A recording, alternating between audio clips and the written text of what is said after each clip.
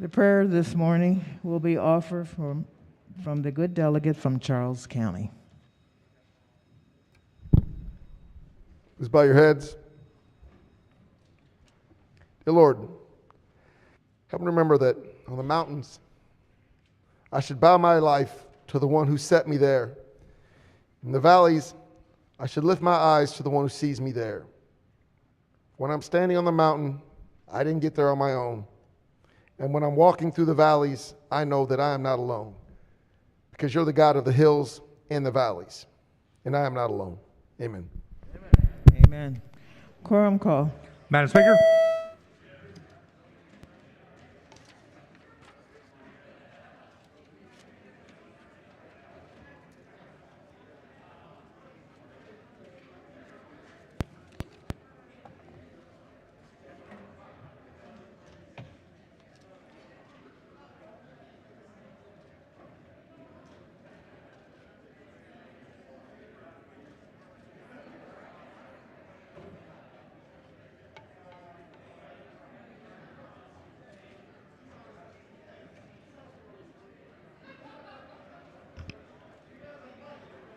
Has everyone recorded their presence? If so, the clerk will take the call.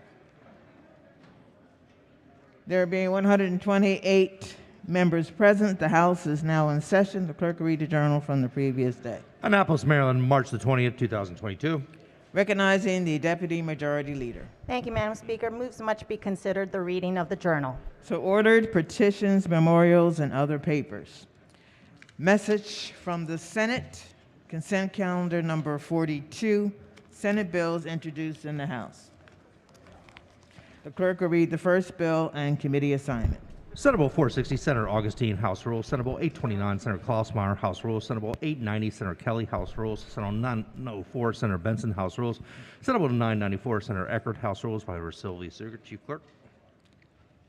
Recognizing the Majority Leader. It wasn't. Oh, okay. Hearing no objections, the bills are read the first time and referred to the appropriate committee.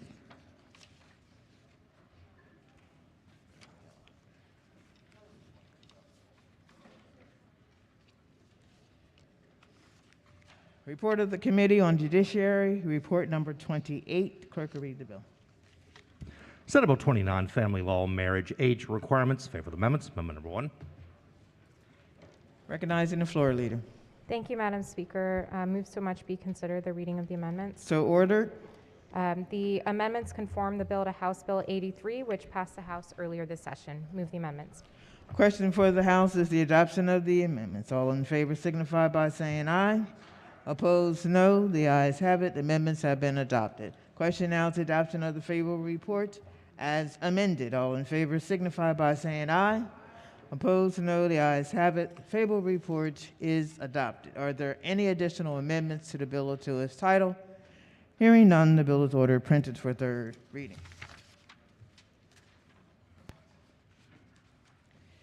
Report of the Committee on Judiciary, report number 29. The clerk will read the first bill.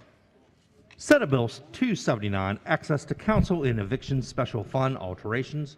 Madam Speaker. Favorable amendments. Amendment number 1. Recognizing the chair of the committee. Thank you, Madam Speaker. Move so much be the reading of the amendments. So ordered. Amendments conform the bill to House Bill 571, which passed the House earlier this session. Move the amendments.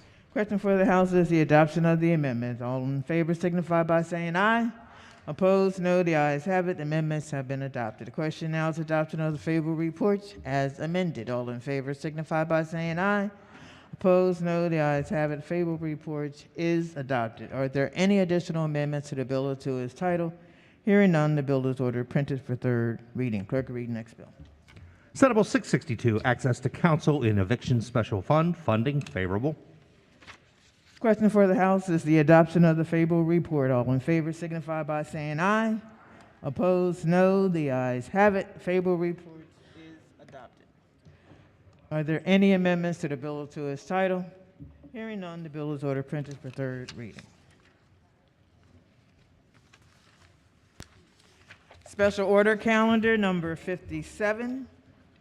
Clerk will read the bill. Senate Bill 691, Juvenile Justice Reform. Favorable report adopted. Recognizing the minority leader. Thank you, Madam Speaker. I did just have one quick question, perhaps, in review of this yesterday. What does the bill do in differentiation from current law with respect to out-of-home placements for juvenile offenders? I know that that's an issue that has come up before, and there are certain types of offenses for which out-of-home placements are recommended or lawful, and does this bill change that in any way? Madam Speaker. Recognizing the committee chair. Thank you, Madam Speaker. What the bill does is it says basically that children who are involved with crimes of violence, who are found to be delinquent for crimes of violence, or if the act involved a handgun, or if the child had been adjudicated delinquent at least twice in the last 12 months, they would be eligible to go into detention, and that's one of the changes from the Senate. They've added delinquent findings from crimes of violence, and that would allow children to be detained. So will it still be the law then, Mr. Chairman, that a juvenile who has, I think you said it was adjudicated delinquent twice within, is it twice within a 12-month period? Twice within a 12-month period. So that's a recognition of people who are sort of, for better or for worse, repeat offenders in the system. They'll be eligible, and it's only twice within 12 months. For out-of-home detention. For the out-of-home detention, so that is camps, for want of a better term. That's like Victor Cullen and Frederick has those types of situations. Victor Cullen, Hickey, yes, Cheltenham maybe, yes. Those are the primary questions that I had at the time. I don't have any amendments at this juncture, but thank you for answering them. Very much. Are there any additional amendments to the bill or to its title? Hearing none, the bill is ordered printed for third reading. Calendar of third reading, Senate Bills number 7. Clerk, read the bill.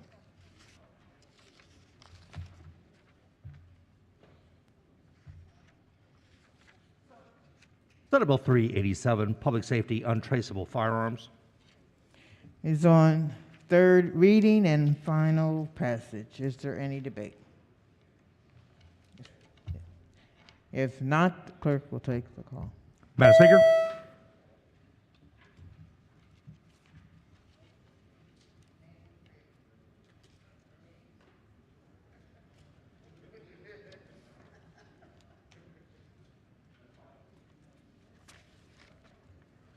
Clerk will take the call.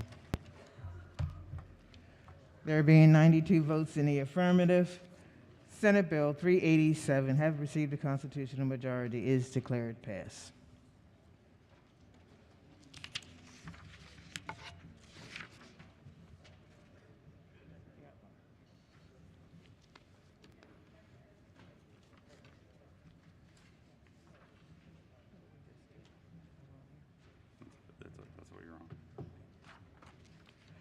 Quorum call.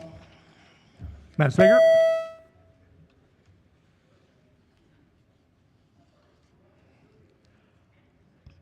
Clerk will take the call. There being 133 members present, the House is still in session. Calendar of third reading, Senate Bills number 6. Clerk will read the bill. Senate Bill 528, Climate Solutions Now Act of 2022.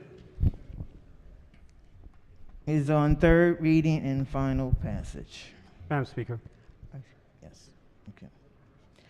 Recognizing the Vice Chair of the committee. Thank you, Madam Speaker. I do have a committee amendment at the desk, number 483427/1. Amendment number 1. So much be considered the reading of the amendment. So ordered. The amendment makes clarifying changes to the bill's provisions relating to the electric school bus pilot program. It clarifies the definition, the structure of the program, and the method by which costs can be recovered by an investor-owned company. Move the amendment. Question for the House is the adoption, moving the amendment. All in favor signify by saying aye. Opposed, no. The ayes have it. The favorable report is adopted. Are there any additional amendments to the bill or to its title? Recognize the gentleman from Eastern. Thank you, Madam Speaker. I have an amendment at the desk, 173128/1. Amendment number 1. Madam Speaker, the amendment adds the Secretary of Transportation or the Secretary's designee to the work group. Recognizing the committee chair. Thank you, Madam Speaker. We'll accept this as friendly.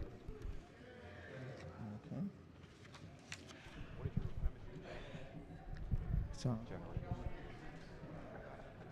Yeah, that's our one. Just wasted it. okay. Questions now on the adoption of the favorable report as amended.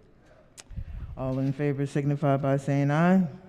Opposed, no. The ayes have it. The favorable report is adopted. Are there any additional amendments to the bill to its title? Recognizing the gentleman from Anne Arundel. Thank you, Madam Speaker. I have an amendment at the desk. Amendment number 883621. Amendment number 1. So much be considered a reading of the amendment. So ordered. Before I offer the amendment, if the floor leader could just rise for a couple quick questions. Recognize the Sure. Vice Chair of the committee. Thank you. This is obviously a very long and extensive bill. Can you tell me what's the main crux or the purpose behind this bill? What are we trying to solve? We're trying to reduce the greenhouse gas emissions that are produced by the state to 6. I would say probably the key component is to reduce greenhouse gas emissions by 60% by 2045. I'm sorry, by 2030, and then to net zero by 2045. And then we are to 2031, excuse me, for the 60% reduction. And we have a number of provisions in the bill that would get us on that path. And the purpose of reducing the greenhouse gases, To fight climate change. and when you say climate change, why are we trying to fight climate change? Can you explain to me what climate change is and the negativities of it at this point? Well, in general, climate change is the result of greenhouse gas emissions and the heat island effect. Maryland is one of the most vulnerable states to the effects of climate change due to rising sea levels, and we're also vulnerable to the other impacts of climate change, such as drought and heat waves, as we've already seen. And so this bill represents recommendations, many of which come from the Maryland Commission on Climate Change, which is established under the Maryland Department of the Environment.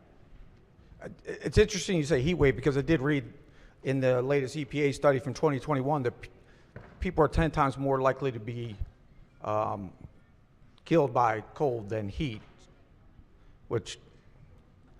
so there's no direct correlation, but I bring that up because I know that you're quite well versed in this, and I was looking this morning when I was researching this amendment that I have, and it says since a 2021 report says that we have not had any increase in hurricanes since the 19th century, and I know that we always look at that, and since 1920, our population has quadrupled, but we're 90% less likely to be killed by a natural disaster. And some of the positives of, and this also comes from the EPA, our average earthly temperatures is increased 1.1 degrees since 1920. And with that, change is inevitable, correct? So the warmth also brings good. It brings agricultural increased yield. It brings forestation. It brings natural gases. All of these things are good for the environment. I'm just trying to get at why we feel like this is an existential threat when there's a lot of positives to even the smallest growth, and we're seeing that the deaths are actually decreasing as our climate changes. Climate's going to change. We're still coming out of an ice age, but I appreciate you answering the questions. I just wanted to set the stage for that. My amendment is quite simple. My amendment just says that we are going to strike out fuel generators as backup power from the bill, and the reason for that is quite existential. It really, if you think about what we use backup generators for, we use backup generators for things such as hospitals, healthcare facilities, surgeries that need to be conducted, and we also need to protect against sabotage, or even if we lose power. We have NSA in our backyard. We have Fort Meade in our backyard. We have all of these agencies and these different companies that have one of the most important jobs to the nation right here in Maryland, and that is to protect against any sort of security breach, which we see often here. We also, I know that we don't like to think about it, but we do still do some mining in the state of Maryland, and 70% of our mining is done with generators.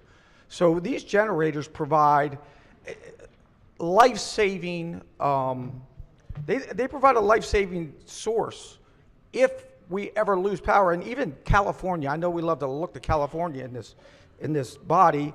California, because of the rolling blackouts they saw in 2001, and then they saw again in 2020, they kind of amended this as well and said that there were many generators that they felt were absolutely necessary for these healthcare facilities, for these security industries, and a lot of the agricultural. We have fish farms here in the state of Maryland that if we lose power, they need to stay operational for the fish farms and anything else that we're doing agriculturally.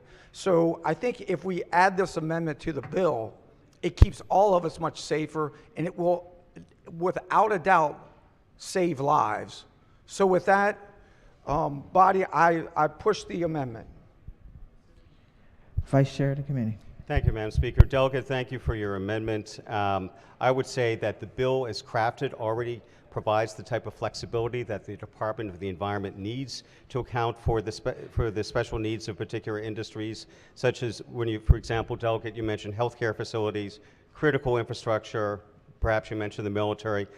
On page 63 of the bill, line 9, it says that the regulations adopted under the section by MDE shall, among other things, take into account the unique needs of particular building or occupancy types, including healthcare facilities, laboratories, assisted living and nursing facilities, military buildings, critical infrastructure, and buildings used in life sciences. And that's not an exhaustive list of the types of buildings that MDE can consider the unique needs of. So I would say that our bill already accounts for the unique needs of the types of industries that you mentioned, and so this amendment is not needed.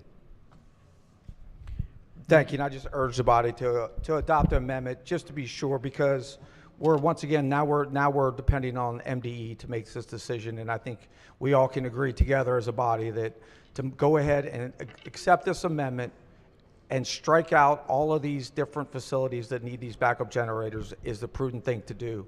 Thank you, Madam Speaker. I push the amendment. Okay. Gentleman from Baltimore County on the amendment. Thank you, Madam Speaker. Would the floor leader rise for a question about this? Vice Sure. Chair. Thank you so much. So I have many constituents who've called me. I represent a rural part of Baltimore County and Harford County where power outages happen because of trees falling down on power lines during storms. And so I have some folks that have some critical medical conditions where they have backup generators because they need them.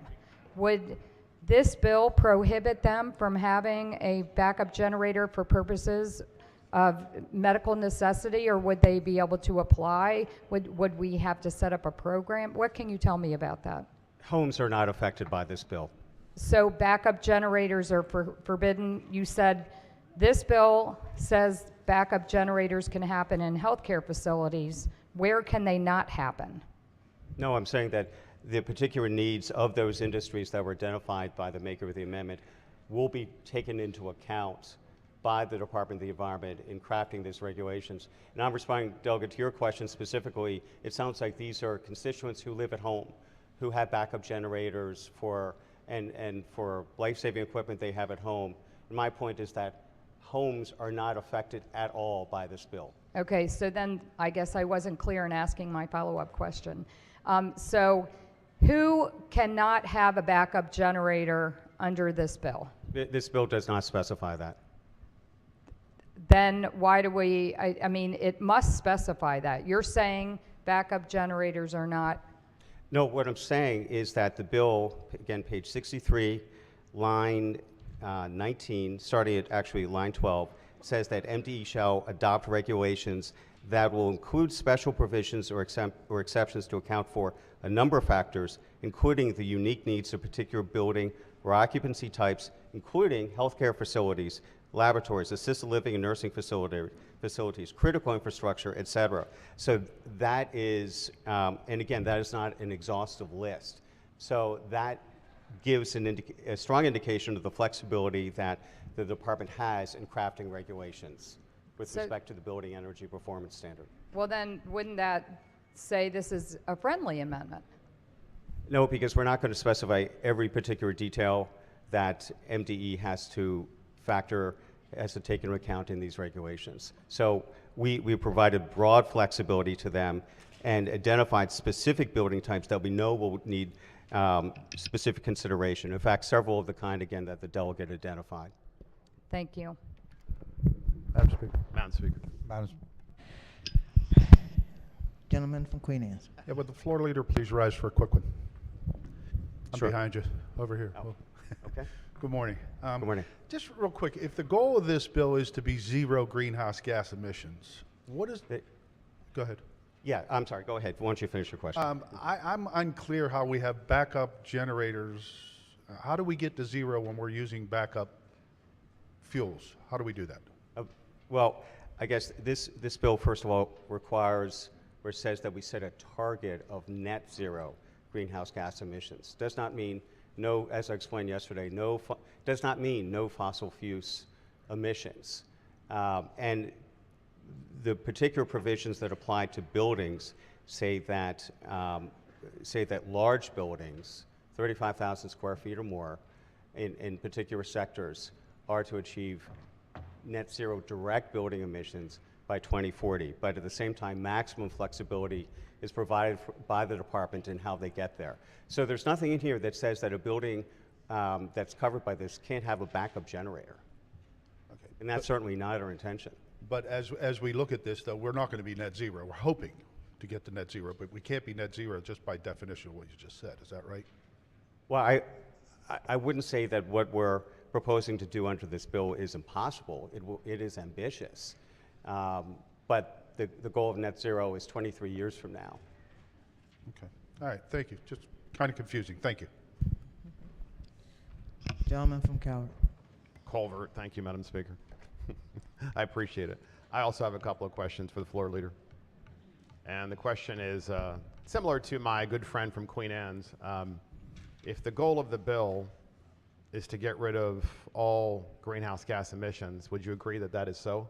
No. The bill says you're trying to get to zero emissions. It says net zero. Yes. That's an important distinction. Yeah, so that's what the bill says. The bill says you're trying to get rid of all emissions in Maryland, period. I disagree. I have to strongly disagree with you, Delegate. The bill does not say that. My reading of the bill, and just to be fair, it's a 92, 94-page bill that's changed and morphed into what it currently is, which is very difficult to understand. But certainly the policy of this General Assembly, certainly of the folks that are in charge, has been to get rid of greenhouse gas emissions, and that's what this bill does. So my concern is that there are many people across the state, certainly in Calvert County, that want to have backup generators, which is all this amendment does. It exempts generators. So I'm trying to find out, how do you have a generator when the power goes out if the bill's purpose, which it is the bill's purpose, to get rid of all greenhouse gas emissions? Delegate, I just have to disagree with your premise. I'm sorry, that's what the bill says. I mean, the bill has a commission, and you read through the bill, and the climate commission and the little climate zombies that you have in the bill for, you know, the people that are, you know, you're trying to re-educate in re-education camps to go out and knock on people's doors and tell them that they can't use, you know, lawnmowers and leaf blowers, you know, those people. The purpose of the bill is to get rid of greenhouse gas emissions. So this should be a friendly amendment,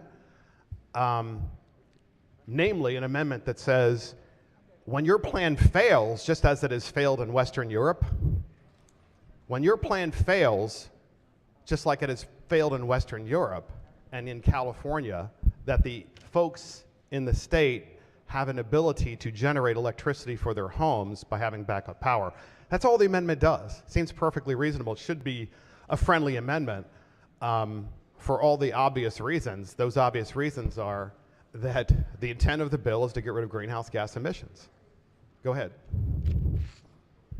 Delegate, I believe I've responded to your arguments. I'd also point out that the net zero by 2045 target under this bill has to be reauthorized by this legislature by mid-2030. So we see bill after bill after bill, though, that has to do with putting solar and wind into place and getting rid of greenhouse gas emissions.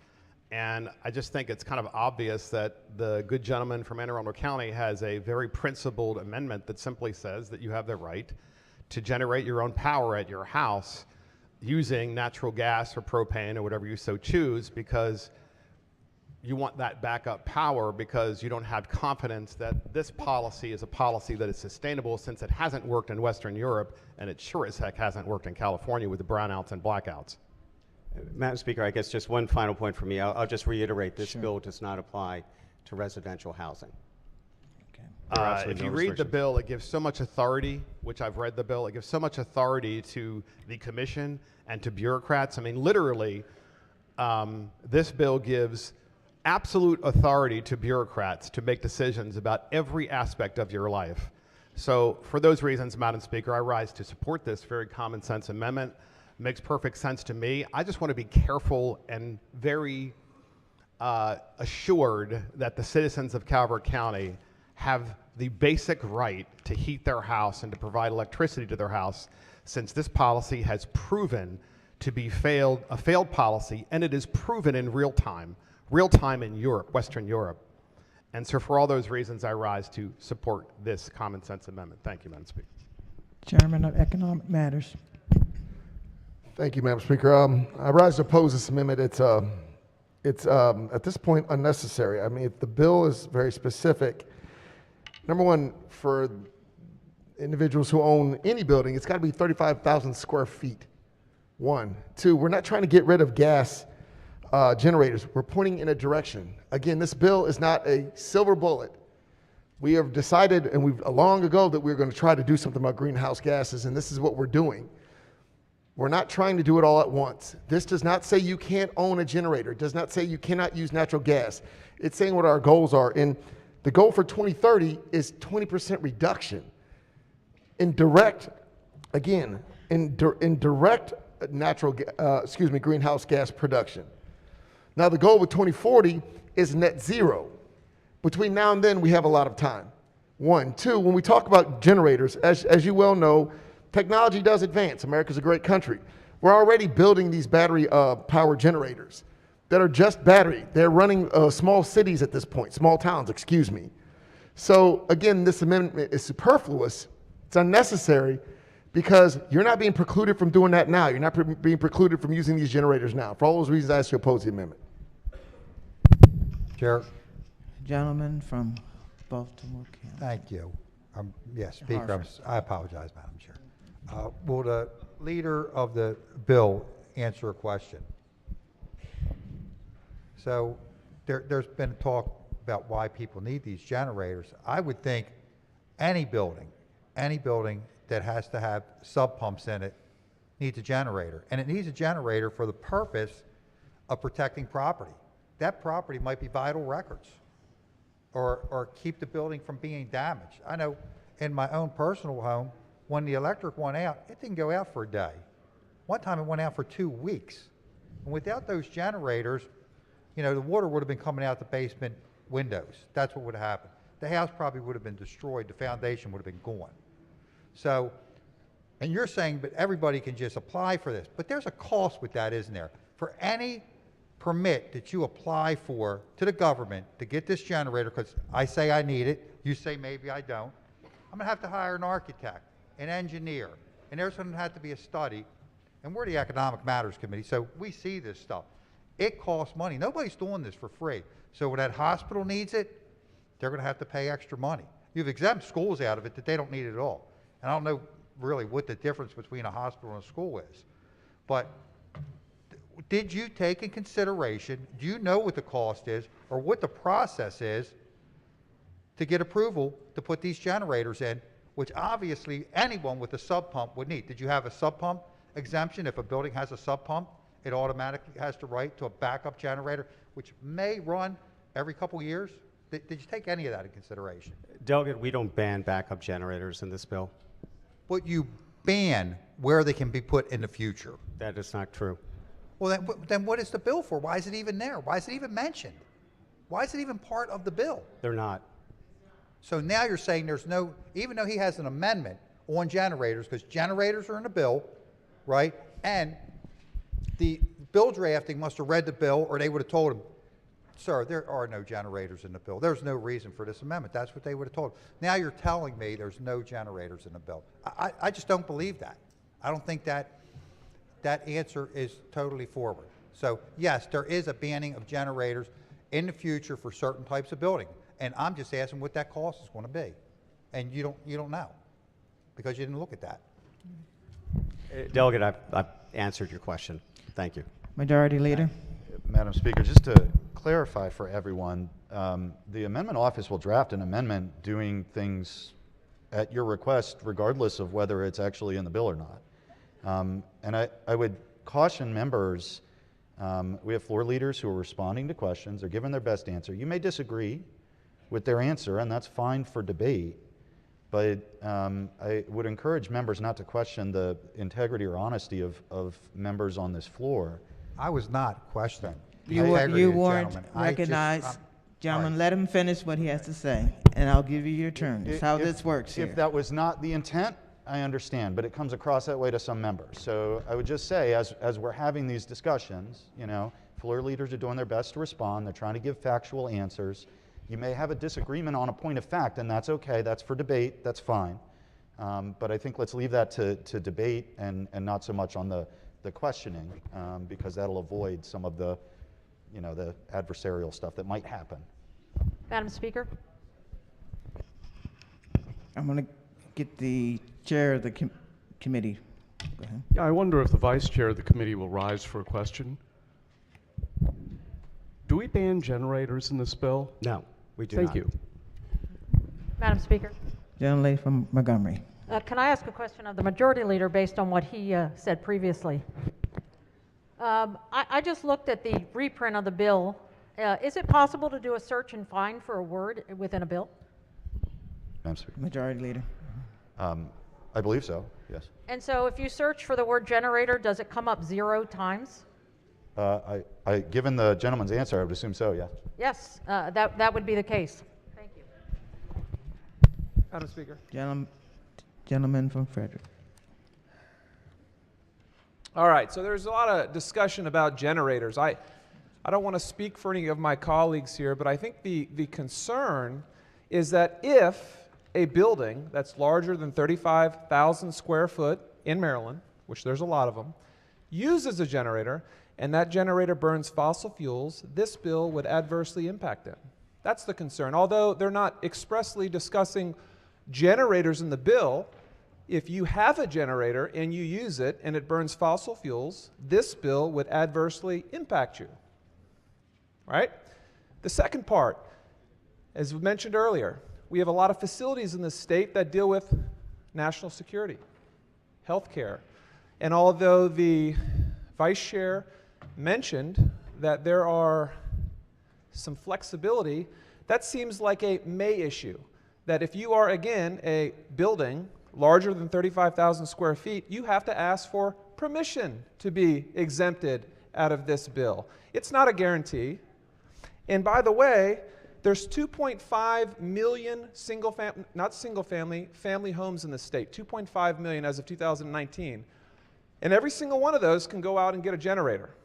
And so to me, I find it somewhat problematic that we would require an essential building that may deal with national security, healthcare, defense, has to ask permission to use a backup generator, and you're allowing 2.5 million households to go out to Home Depot this weekend and get a gas-burning generator. So I think these are some of the concerns we're bringing up as opposed to Control F. You know what I'm saying? So I appreciate the conversation. Thank you, Madam Speaker. I see both chairmen's up. Who's going to be?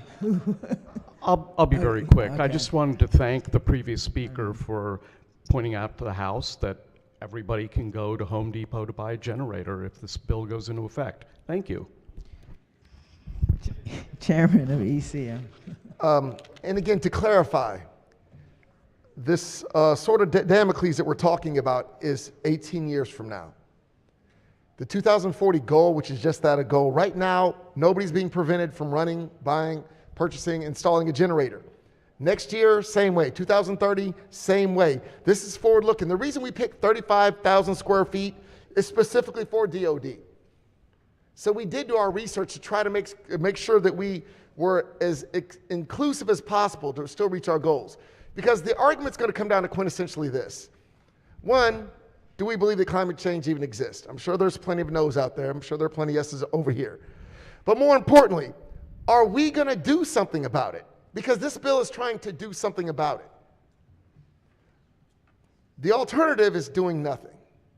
And I don't think people are going to stand for that. I don't think our constituents are going to stand for that. So again, when we nitpick through this bill to find the imperfections, the things that we don't agree with, understand the goal of this bill remains the same, to reduce our greenhouse gases by 2040 and be net zero.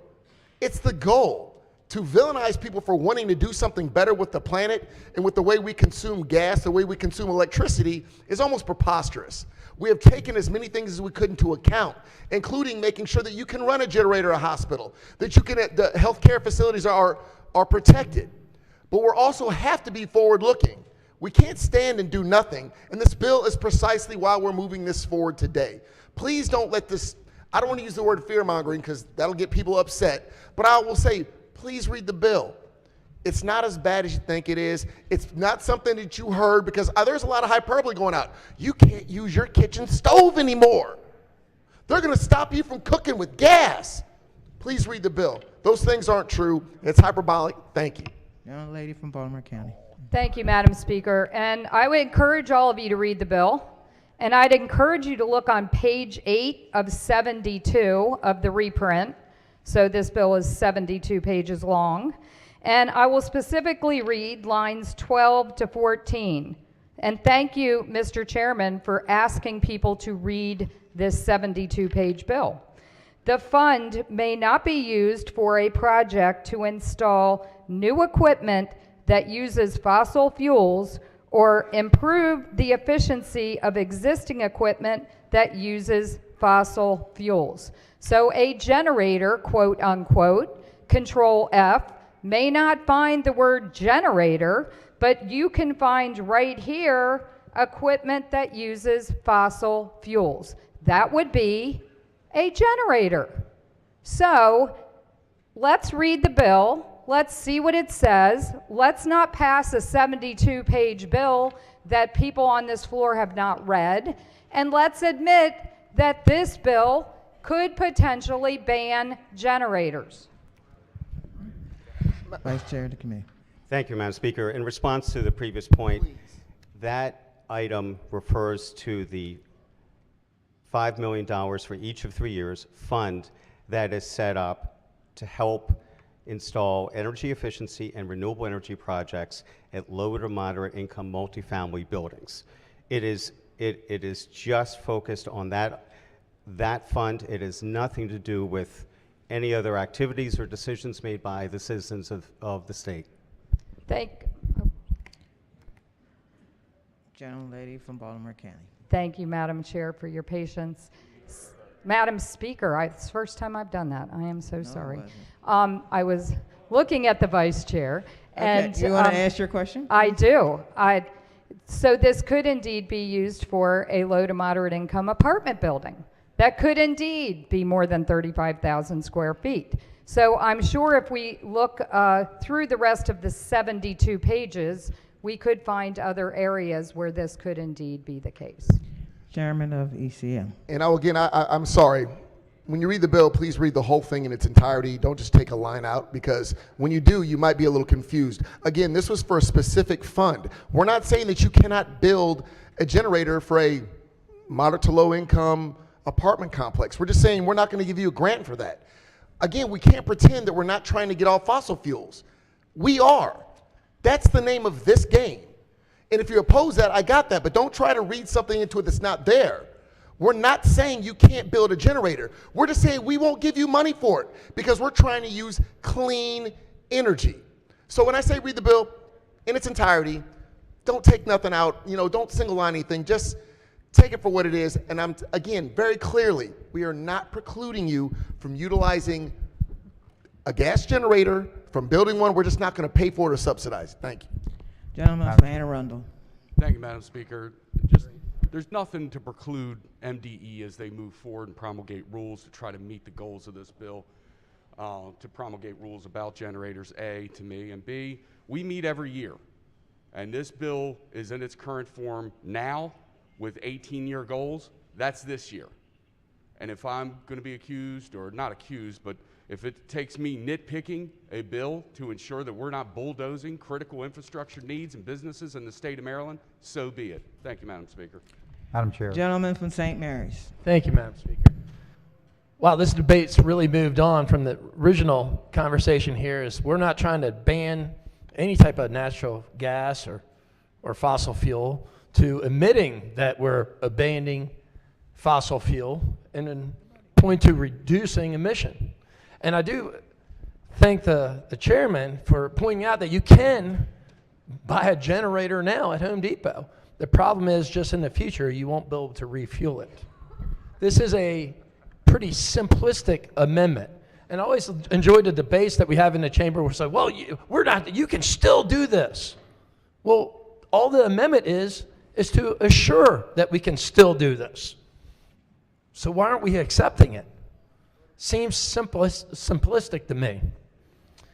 Look, if you look at other policies of areas that have implemented bills like this, such as California, just a quick Google search. 2019, the brownouts in California cost the average family $550 of food lost. Right now, we're saying some mythical climate change initiative is more important than people perhaps, being able to eat, safeguarding on their food. This is a very simplistic amendment that's gotten off rails, and I would urge the committees to maybe take a second look at it and accept it. Thank you, Madam Speaker. On the amendment, all in favor signify by saying aye. Opposed? Roll call. Madam Speaker.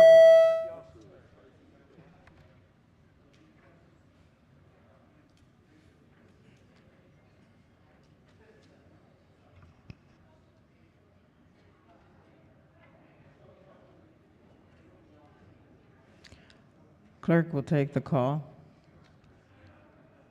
The amendment fails. Are there any additional amendments to the bill? Madam Speaker. Recognizing gentlelady from Carroll. Thank you, Madam Speaker. I have an amendment at the desk. Amendment number 133728-1. Amendment number 1. Move so much be considered the reading of the amendment. So ordered. In my research of the testimony on this bill, the letter submitted from Johns Hopkins University in Medicine I thought was very enlightening and concerning. The current legislation, according to them, does not take into account the complexities of building owners who operate healthcare and research facilities that require significant reliability and redundancy safeguards, as well as those who heat and/or power their buildings through district energy systems. They state their campuses in Baltimore, they've invested significantly in their district energy systems that ensure critical reliability and redundancy for healthcare facilities, laboratories, offices, and classrooms. This bill does not account for the complexities of hospitals and institutions that must be able to operate 24/7 with unique and sensitive patient care considerations. Even if a new hospital or clinic was fully electrified, it would be required to have access to a fossil fuel generator to meet federal standards for reliability and redundancy of power systems to ensure patient care is not impacted in the event of a power outage. As written, the bill does not provide for this important contingent need. This amendment basically will exempt any fossil fuel generators that are utilized to meet federal standards for reliability and redundancy of power systems in case of the power outage. Thank you, Madam Speaker. Vice Chair of the Committee. Thank you, Madam Speaker. I would urge the body to resist this amendment for reasons similar to what we described in the last amendment. We specifically, in the bill on page 63, reference the unique needs of, among other buildings or industries, healthcare facilities, critical infrastructure, buildings used in life sciences. So we have already built in the fact that the Department of the Environment, in adopting these regulations, need to consider these unique needs. So I would say this type of issue is already factored in, and would urge a red vote on this amendment. Maker of the amendment. I appreciate the answer. However, when you read the concerns of such a respected university and hospital here in our state, that they have concerns about being able to continue to do this and meet all of the federal standards, not just what's in this bill, I think that's significant enough to put this language into the bill. So I urge a yes vote. Thank you. On the amendment.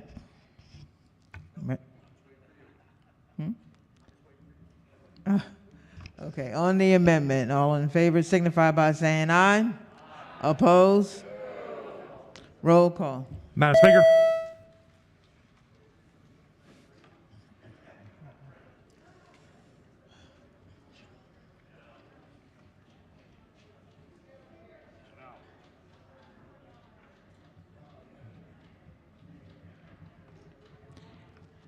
Has everyone recorded their vote?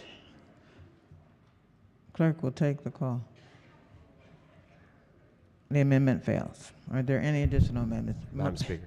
The minority leader. Thank you, Madam Speaker. I have an amendment at the desk, 333925/1. Amendment number 1. Move so much be considered the reading of the amendment. So ordered. Thank you. We've had an interesting discussion today, I guess, about generators and how or why they may be applicable under the provisions of this bill. This amendment is a little bit different, and I'll begin simply by characterizing it this way. I think it's important for us when we think about environmental issues to recognize that there are two sides to a coin. If we blindly follow a goal, whether it's achievable or not, as a state the size of Maryland, we're 6.1, 6.2 million people in a nation of 335 million, roughly estimated, in a world of billions and billions and billions of people. And thousands and thousands and tens of thousands and hundreds of thousands of coal-fired power plants and oil productions and refineries and cars and planes and boats and manufacturing plants, from Shanghai to San Jose, from Kenya to Canada. They exist everywhere. It is kind of silly of us to think that unilaterally our actions are going to have some significant impact upon what people express as global climate change. So we focus so much on that one element, the environment. We're going to get to a goal. We're going to say we're the cleanest, we're the greenest. The flip side of the coin is, what do you do to the economy? What do you do in the next 20, 30, 50, 100 years of people who are here on this earth and this planet and this state today, and how can they work and thrive and succeed with the rules that you want to impose for these sort of green goals? And so that's what I always think about. What the amendment today would do is this. I believe that my friend from Baltimore County and the committee chair from Montgomery County and everyone from the Democratic side of the aisle who's probably spoken on this bill has said something very similar. To get to these goals, to change the world the way we'd like it to be, we are going to have to increase our use of renewable energies. We're going to have more renewable energies. And I think that the sad reality that we all must recognize is this: we're not producing an awful lot of renewable energy right here in the good old state of Maryland. A lot of the renewable energy that we use and gets fed into our grid comes from other states. It generates tax revenues in other states. It creates jobs in other states. And I'm always told that, green energy is a jobs program. If we just transition to green energy, we'll have so many more jobs. I come from a part of this state and a region of this country that at one point in time was a thriving area. Not one point in time in the 1800s or the 1930s, I'm talking within fairly recent memory, was a thriving area because of our ability to naturally produce our own domestic energy. It's what made Western Pennsylvania and Western Maryland and Western Virginia and parts of Ohio. It's what made them prosperous for decades, for generations. It's what provided an opportunity for lower income folks who couldn't send their kids to college, that maybe their grandkids could go to college because they kept working in these industries.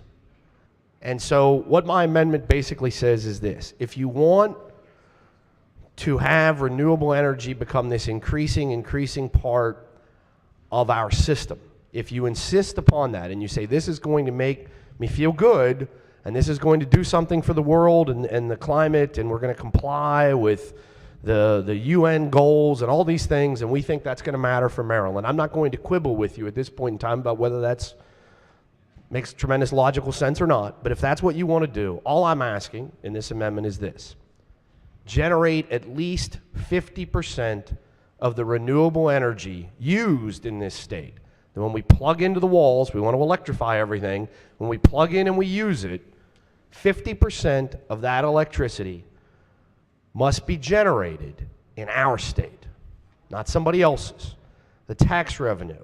I told you, I live in a place that if you let us, we have coal, we have clean coal with the AES power plant. I know people laugh at that, but if you've ever been there, you'll discover that if you've drank a Pepsi-Cola or a Coca-Cola product in the last few years, you probably drank some of the emission effluent from that. They clean it and scrub the carbon to such an extent that at the other end of the plant, they pump it into Pepsi and Coca-Cola trucks that is used to carbonate your carbonated sodas. We have that in Allegheny County. We have the Marcellus Shale that we'll probably never get an opportunity to explore, that the regions all around us do. We have windmills in Garrett County and windmills that are coming to Allegheny. I would suggest that as I look around the room, very, very, very, very, very few of you who live in the I-95 corridor has ever seen a windmill in your county.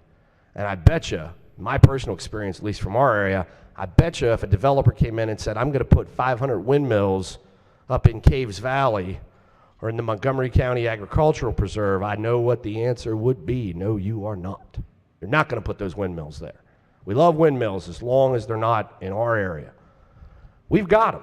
We've got them. We're taking them. We're accepting them. We're trying to do the best we can. We've got solar. We have one of the largest solar arrays that's going to happen in the state is coming into the gentleman from Garrett County's district in Garrett County. We're accepting. We're trying to change. But what we need to do is if you want us to go clean and green and you want it to be a jobs program, put your money where your mouth is and require 50% of these green energy programs by 2030, 8 years from now, to be in Maryland, to create jobs in Maryland, to create tax revenue for local government, and to be part of Maryland's future. If you're not willing to do that, I got to be honest, I question the real commitment to the goal. It's great to say we have a commitment as long as somebody else does it somewhere else and we can tell ourselves that we're accomplishing someone.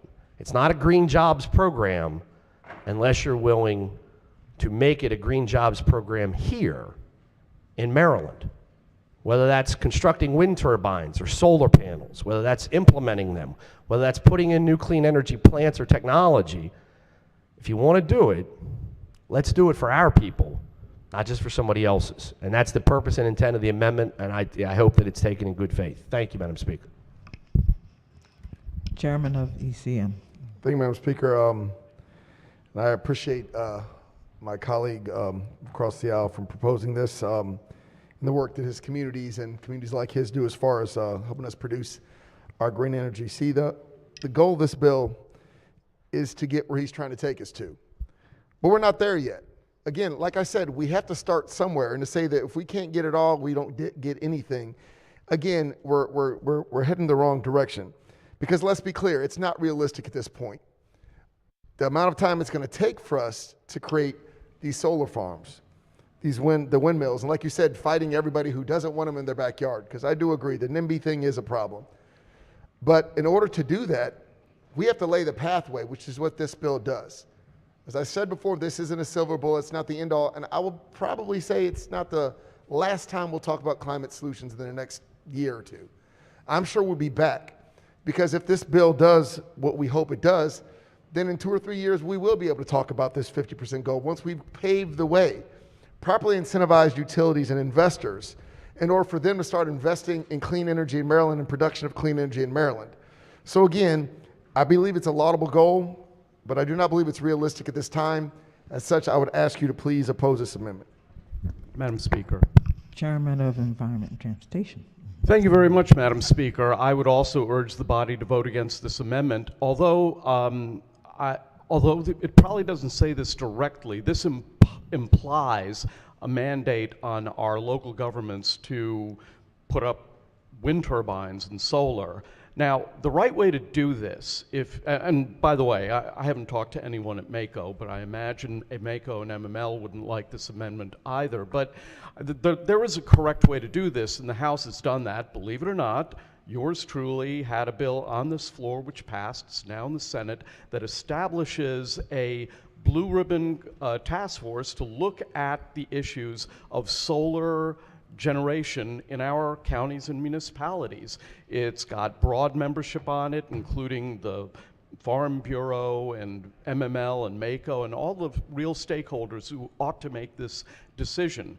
I don't think that a mandate in this bill that basically is going to require the counties and municipalities to do something that they may not want to do, I don't think that's the right way to go about this.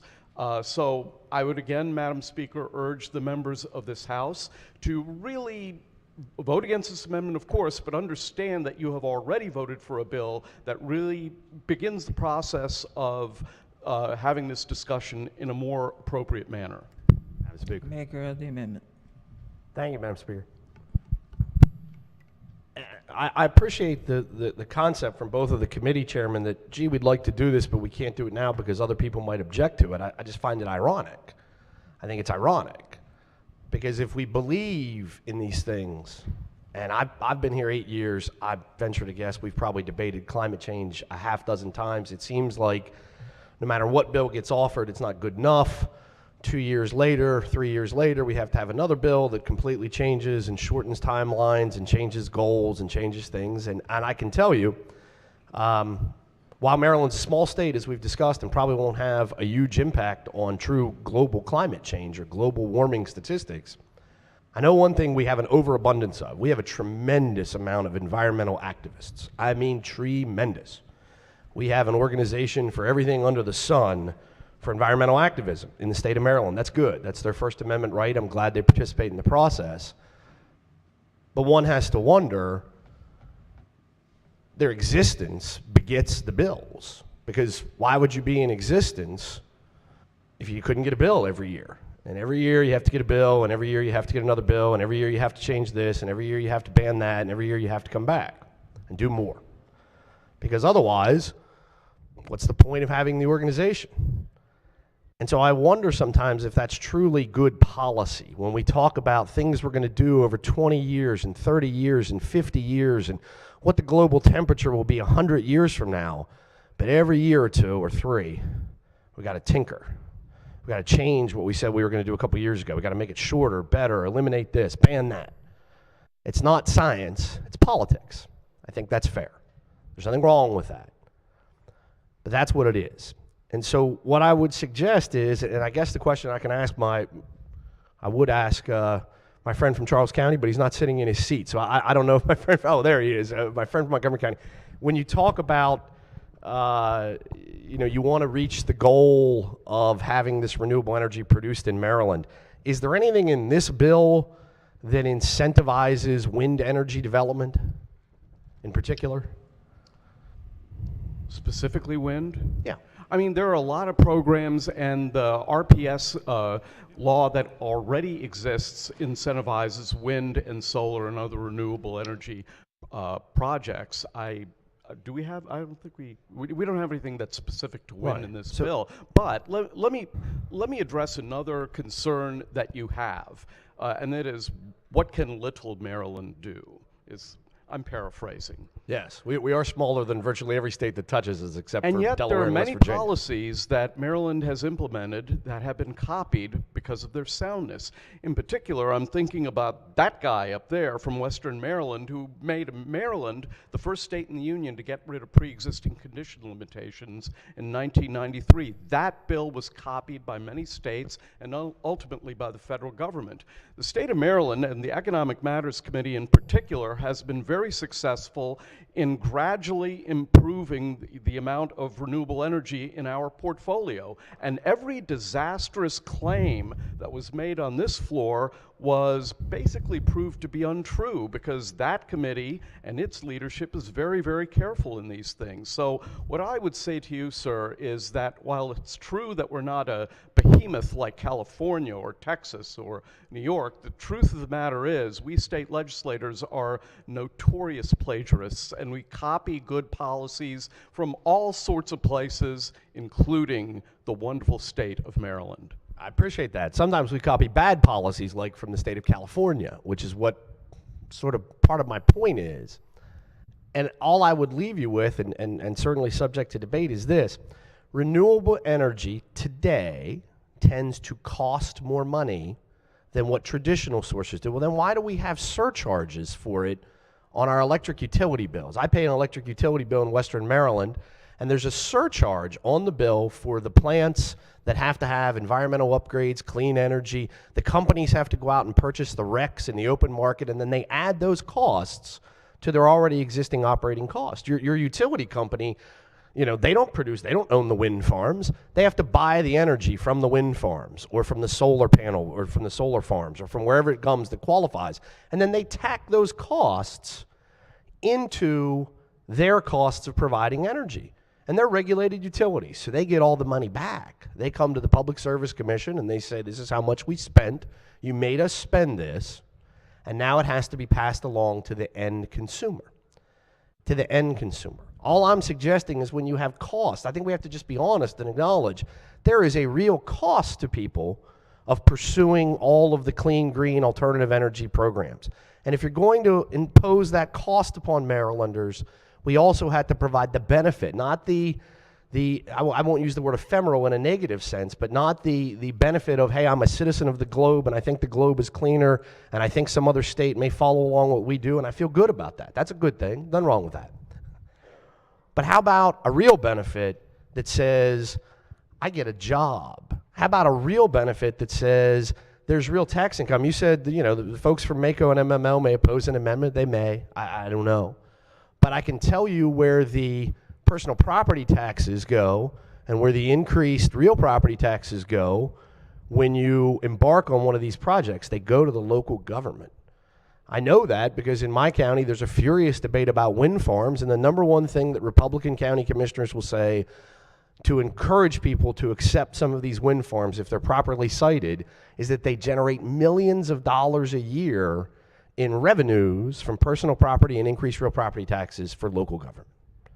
And so if we want to do these things, why is it so okay for us to keep buying our green energy from Virginia, from Ohio, from wherever it can be, but we don't want to produce it here in Maryland? That's all the amendment does. And with that, Madam Speaker, I'd move the amendment. Vice Chair.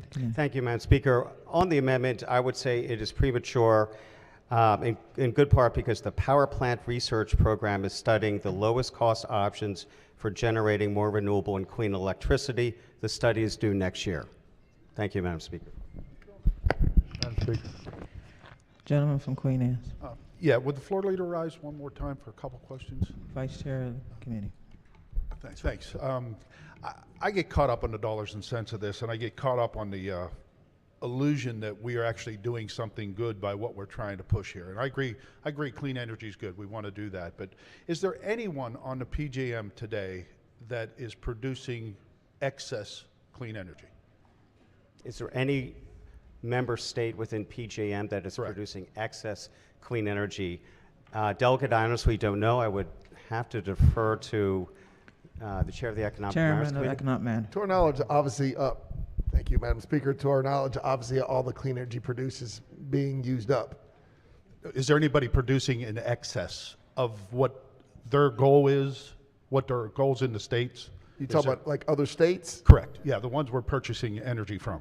That's how we get the RECs. Okay, that's how we get the RECs. Nobody's doing it though. No, not one state is producing 110% renewable energy. We are buying clean energy from other states. The question is, not one state is producing over what they require. I don't believe that would be advantageous, because what would they do with it? You know, it's used as you produce it. So they have to actually, it's utilized, it's not stored anywhere. So they use it, they're drawing in as they need it. So if we buy it from them, they'll produce it. So clearly they're producing what they need and enough for us to use the RECs for. Well, if you run through the goals, the renewable energy goals, the things that we're talking about today, the 30% that we say we need to do, and we're a lot of the achieving, which we're doing that on the backs of other states' energy. And not one of those states is producing enough to fulfill their goals and ours. That's what my point is, and I think that's a true statement. I would disagree because they are reaching their goals, and we can still buy our RECs. Okay, let's qualify it a little bit more because these are number games we're playing with. If you look at the PJM and you start looking at the people that are on the PJM and what their goals are today, I think you have, Delaware has a 38.2% that they're producing. They have a goal of 40%. They produce 38.2% of it. You can run down a list, and the other one that's really impressive is Virginia's trying to move to 100% by dictating this. There's no one on this list in the PJM that they can produce. Maybe they're getting close to their goals, but they're not overachieving them, not one. So I think the point of the amendment, why I support the amendment, is this is a great thing to do. I mean, everybody can say we want to do that. However, you're putting this cost on the burden of Maryland taxpayers, the same as you are doing in Virginia and Delaware. The cost to achieve this goal, and not one of those groups are overachieving. Not one of them have excess to sell us. And I think it's great, except it's a fake way of doing things because we're not achieving anything. And it's going on the rates, the ratepayers in Maryland are absorbing all that. And I just think that's the wrong message to send out. Wouldn't you agree? Isn't that so? Well, obviously I disagree, but I understand what you're saying. Madam Speaker? Chairman? I don't have a question. I said, well, isn't it so? And I said I disagree. Okay, well, on the amendment, though, I'd like to continue with it. I think we can start looking at this stuff, but you have to really start saying that how much are we going to sit down there and say, gee, I'm the biggest and the best, while other people aren't doing anything? They don't have to do it. Go to West Virginia. They actually cut their goals. They sat back and said, with the shales, we don't need this right now. Go to Kentucky. They don't have anything. We're sitting down saying we want to put 100%, and we want to get to this goal and achieve these goals, that we can't even do it. Maryland itself generates clean energy, and they are allowed to sell their RECs to Pennsylvania, Delaware, or anywhere else. I think the amendment sits back and says, if we're going to do it, let's at least stand up for what we believe in. Let's at least sit back and say we're going to hold ourselves accountable, not on the backs of somebody else who isn't even doing it. And I think that's something we all need to consider with this bill. Move on, move forward, but at least do it logically and with intelligence towards the ratepayers. They're the ones footing the bill. Thank you, Madam Speaker. Chairman of ECM. Thank you, Madam Speaker. And I would just like to take us back a few years. 2019, we did the Clean Energy Jobs Act. We still haven't seen the full benefit of that, but we do know that the dramatic increase in solar jobs in rural areas as well as wind farm jobs, and we actually helped start up the second round of offshore wind. So what the good delegate who proposed this amendment was talking about is already being done. We did it through our 2019 bill that many of you voted for, some of you may not have. And again, I want to remind people that when we buy these RECs, these clean energy RECs from other states, we're still decreasing the pollution in that state too. Okay, in that upstream state, we actually benefit ourselves, the state and the country, when we buy these RECs, regardless of where we buy them from. Again, with the goal being to eventually produce our own, but until we can get enough, we will buy from others. And we're not polluting by buying those clean energy RECs. We're helping other states as well. I don't believe that's a problem. Maker of the motion. Madam Speaker, Queen Anne's. with all due respect, I find it hard to believe that we can sit down and say we're doing something good for other states while they can't do what they're doing. We're saying, okay, we'll take your clean energy because we're good. You don't worry about what you're doing because you're not doing enough in your state. We want to do more and use your energy. That's a little disingenuous in my opinion. The other part is that these jobs we're creating, don't forget where these windmills, all this stuff is made. That's not creating jobs in Maryland. That's creating jobs elsewhere. And they're bringing that into Maryland where we do create some jobs. But I'm just saying this is an unrealistic goal that's putting the weight of this dollars it's going to take to do it on the ratepayers in Maryland. And I think the amendment makes a lot of sense. At least back up what you, or put up what you back up, or put up what you want to fight about. But let's do it with the ratepayers in mind. This bill's not doing that. Thank you. On the amendment, all in favor signify by saying aye. Opposed? Roll call. Roll call. Madam Speaker,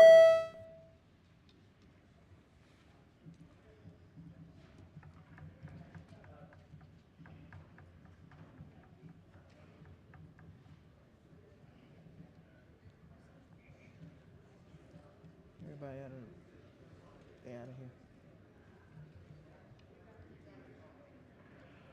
Clerk will take the call. The amendment fails. Are there any additional amendments? Madam Speaker. Gentleman from the Eastern Shore. Thank you, Madam Speaker. I have an amendment at the desk, 183423/1. Amendment number 1. So much be considered the reading of the amendment. So ordered. Thank you. So this is a simple amendment, and I hate when I say that, but it truly is. This just says that these solar panels, windmills, whatever we do to get to that goal for the greenhouse gas emissions, that those products be made in the USA. So doing a little research, I don't know if you're aware, most of these solar panels are made in China. And if our goal was truly to reduce greenhouse gas emissions and make the world a better place for our generation, future generations, we know that China, in manufacturing these solar panels, they could care less. There's no regulation. So here we are with these lofty goals, and these goals may be doing the exact opposite of what we want. So simply requiring these products be manufactured in the USA, we could be helping to accomplish our goals more quickly. We also know that shipping these solar panels across the ocean, the fossil fuels being built there, it's kind of contradictory on what we want to accomplish. And as we all know right now, we're paying the price of supply chain issues. So again, it's a simple amendment. We heard earlier about the bill passed in 2019, the Clean Energy Jobs Act. So we really want to fulfill the title of that bill. This amendment would truly do just what you're asking for. So Madam Speaker, I ask that you move the amendment. Vice Chair of the Committee. Thank you, Madam Speaker. I would urge the body to resist this amendment. Aside from establishing a work group to look at the reuse and recycling of solar panels, this bill does not address solar panels or solar systems. There is also a small tax credit for community solar projects, but aside from those two limitations or two provisions, this bill does not address solar manufacture. So I would say that this amendment is not germane to the purposes of the bill. Maker of the amendment. Thank you, Madam Speaker. So this amendment does address what the bill is talking about. We're talking about reducing greenhouse gas emissions, climate solutions, and what we're doing with this bill by mandating these solar panels and the production, as we all know, the stats are pretty clear. Most of these are made in China, and the opposite effect is going to happen by mandating more production in China. We're buying from a country that has zero standards on manufacturing and the emissions, and all the fossil fuels related with shipping. So it's a very relevant amendment, and I encourage this body to support the amendment. Thank you. The Chair of E&T.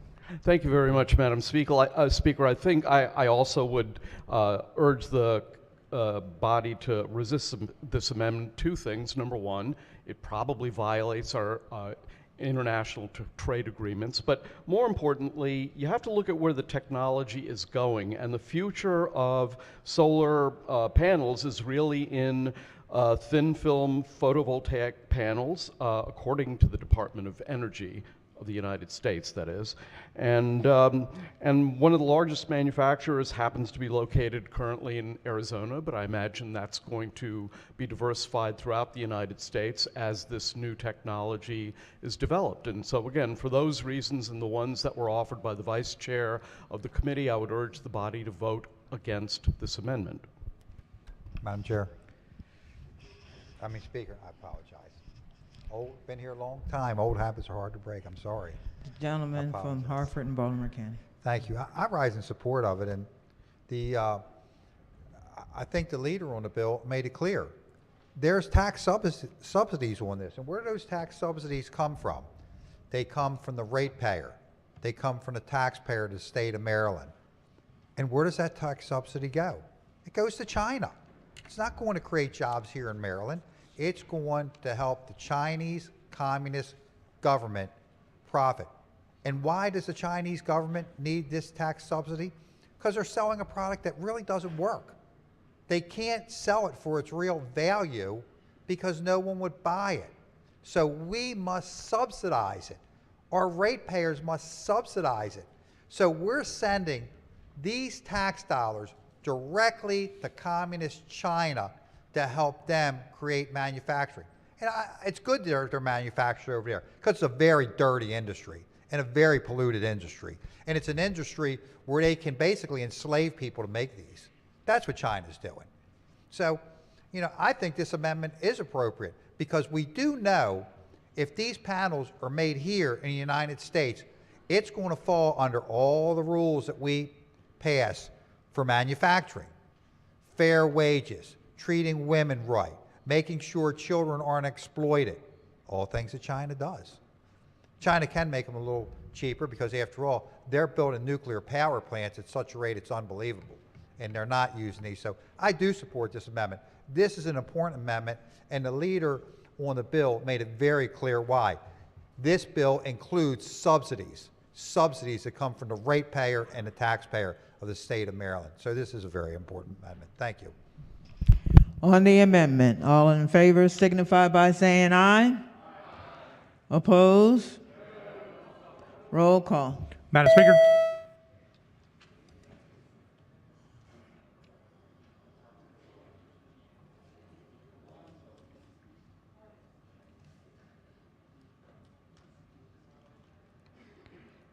Clerk will take the call. Amendment fails. Are there any additional amendments? Madam Speaker. Gentleman from Hartford. Thank you, Madam Speaker. I have a couple questions for the floor leader. Vice Chair of the committee. Thank you. Good morning, sir. How are you? Good morning. Good. Good. A couple questions. Can you please speak to how the bill addresses or speaks to your prevailing wage? It specifies that prevailing wage shall apply to the federal funding associated with a utility revitalization or other similar project. And I'll defer to the Chair of Economic Matters. Sure. Chairman. Thank you, Madam Speaker. As my colleague said, this has to do with the grid improvement and making sure that our utilities go out and capture those dollars that are out there from the Federal Reinvestment Act. And in doing so, because it's federal dollars that we're using, we would have prevailing wages apply to any projects that those federal dollars fund. Thank you. And I'm reading right here. It says an investor-owned electric company or gas and electric company shall require a contractor or subcontractor on a project described in the subsection pay the area prevailing wage. Is that Correct. accurate? I'm sorry. On the reprint, I'm on page 46. Yes, but it's only for federal funds. Only for federal funds. Correct. If you look at the line above that, section 2, it's federal funds to meet the state's policy goals. Sure. And prevailing wage, how would prevailing wage differ from what a current contract rate would be for some of these contractors? It would depend, again, however that individual contractor runs their business. Prevailing wage is applied to different areas and different job sectors. So it depends on where you live, what kind of job you did. It's a more than a living wage. It's a standard that we provide our workers. But again, I don't know how that differs from people that don't use prevailing wage because I don't know how they pay their people. Sure. So the difference is it's certainly an increase in wage that these contractors are going to be required to pay under this bill. Well, let's hope our workers can earn it, yes. Sure. So, and where does that money come from ultimately? The federal government. The federal government explicitly? Explicitly. And where do they get their money from? I would assume us as taxpayers. Correct. So my concern is by imposing this on these contractors, that cost ultimately gets passed on to taxpayers. So we're, unfortunately in this bill, burdening Maryland taxpayers by imposing this prevailing wage requirement. Thank you, Mr. Chairman. Madam Speaker, I have an amendment at the desk. Amendment 843-126-1. Amendment number 1. Thank you, Madam Speaker. And again, There's a lot of costs, a lot of expenses in here that come in a lot of different forms in this bill. At the end of the day, anytime we are imposing or mandating that folks spend taxpayer dollars, we're unfortunately and unintentionally picking winners and losers, right? So we are ensuring. Excuse, can I interrupt you? Can you state so much so the clerk can? I'm sorry, I apologize. So much be considered the reading of the amendment. So ordered. I'm sorry, Madam Speaker. Thank you. So the concern is that we are again imposing and mandating taxpayer funds go to individual wages. So sure, there's a group of contract workers who are going to benefit greatly from this bill, but there's a lot of low and middle income folks who are going to have to bear the burden to pay a higher wage for a small group of folks. And I'm not sure that's the right thing to do. So my amendment is very simple. All it does is strike prevailing wage from the bill and allow these contractors to fairly bid the way they see fit on these different contracts. So with that being said, I urge a favorable on the amendment. Thank you. Recognizing the chairman of ECM. Thank you, Madam Speaker. I would ask that we oppose this amendment.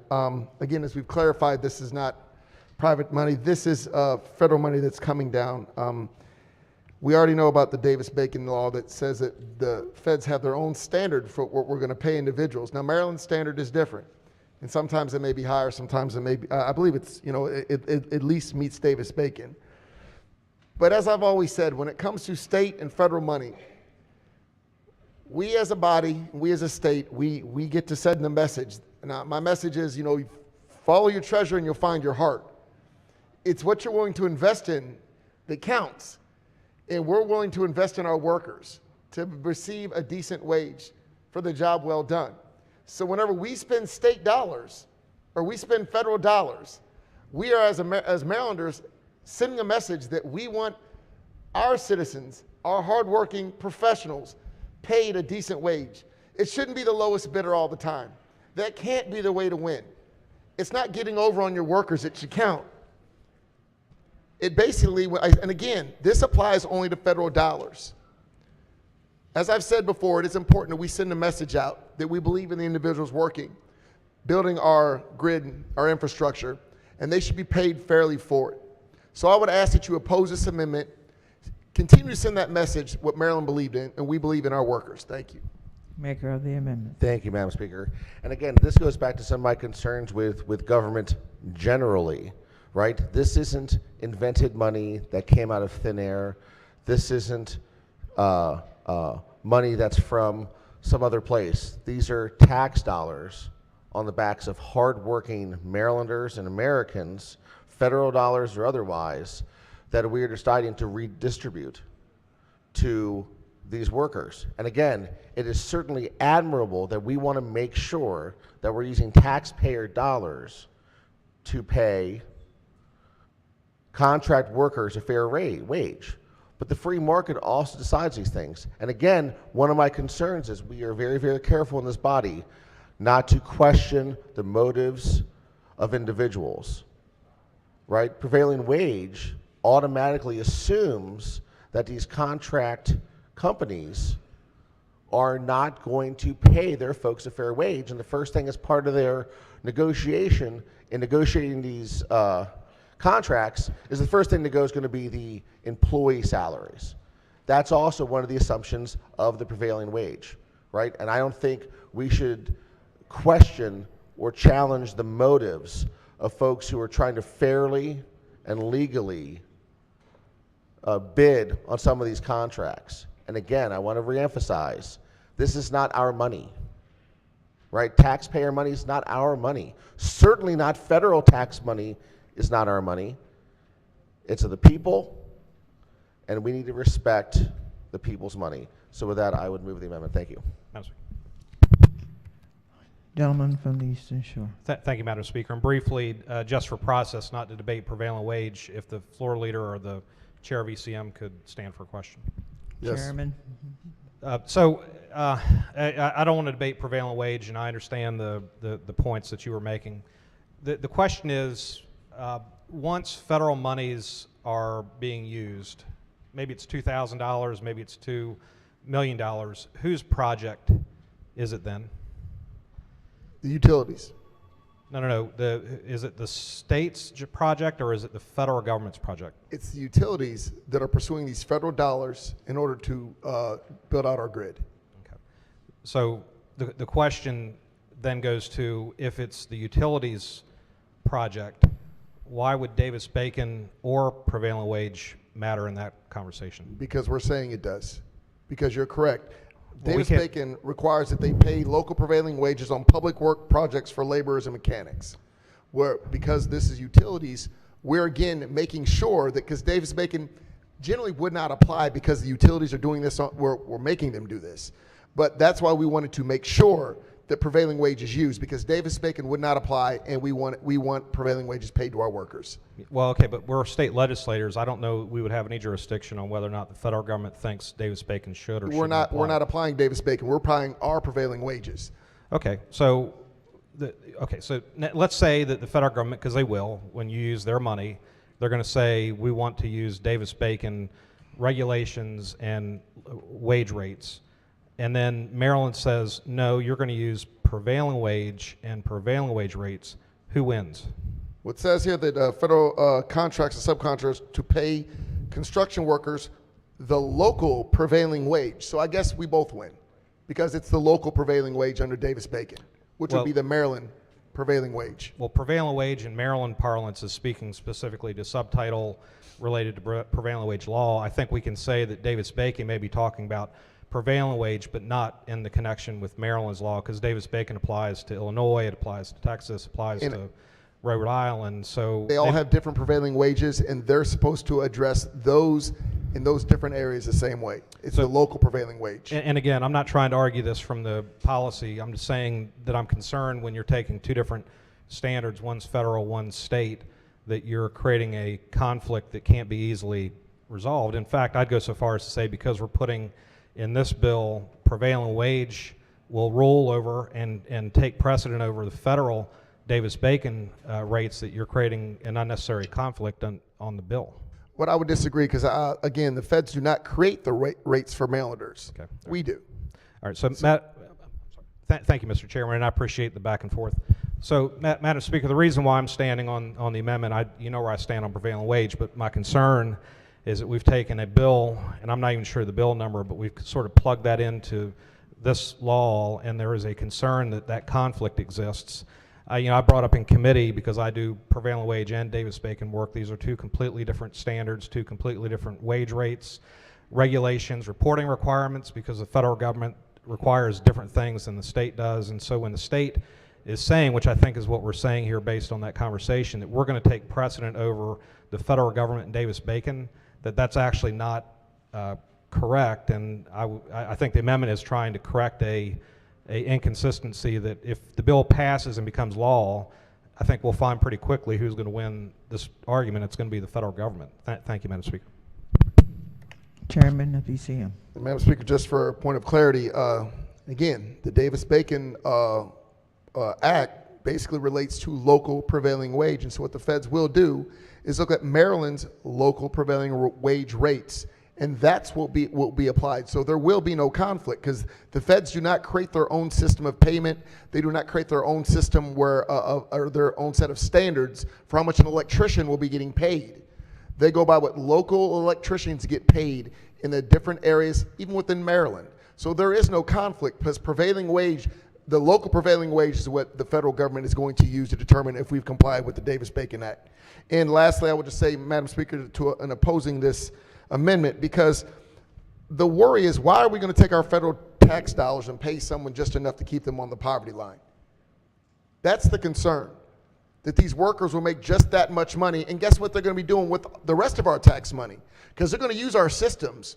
They're going to be dependent on the government one way or the other. What this is trying to do is pay good money for good work, but also keep them off the other government rolls. We're not losing money in this situation.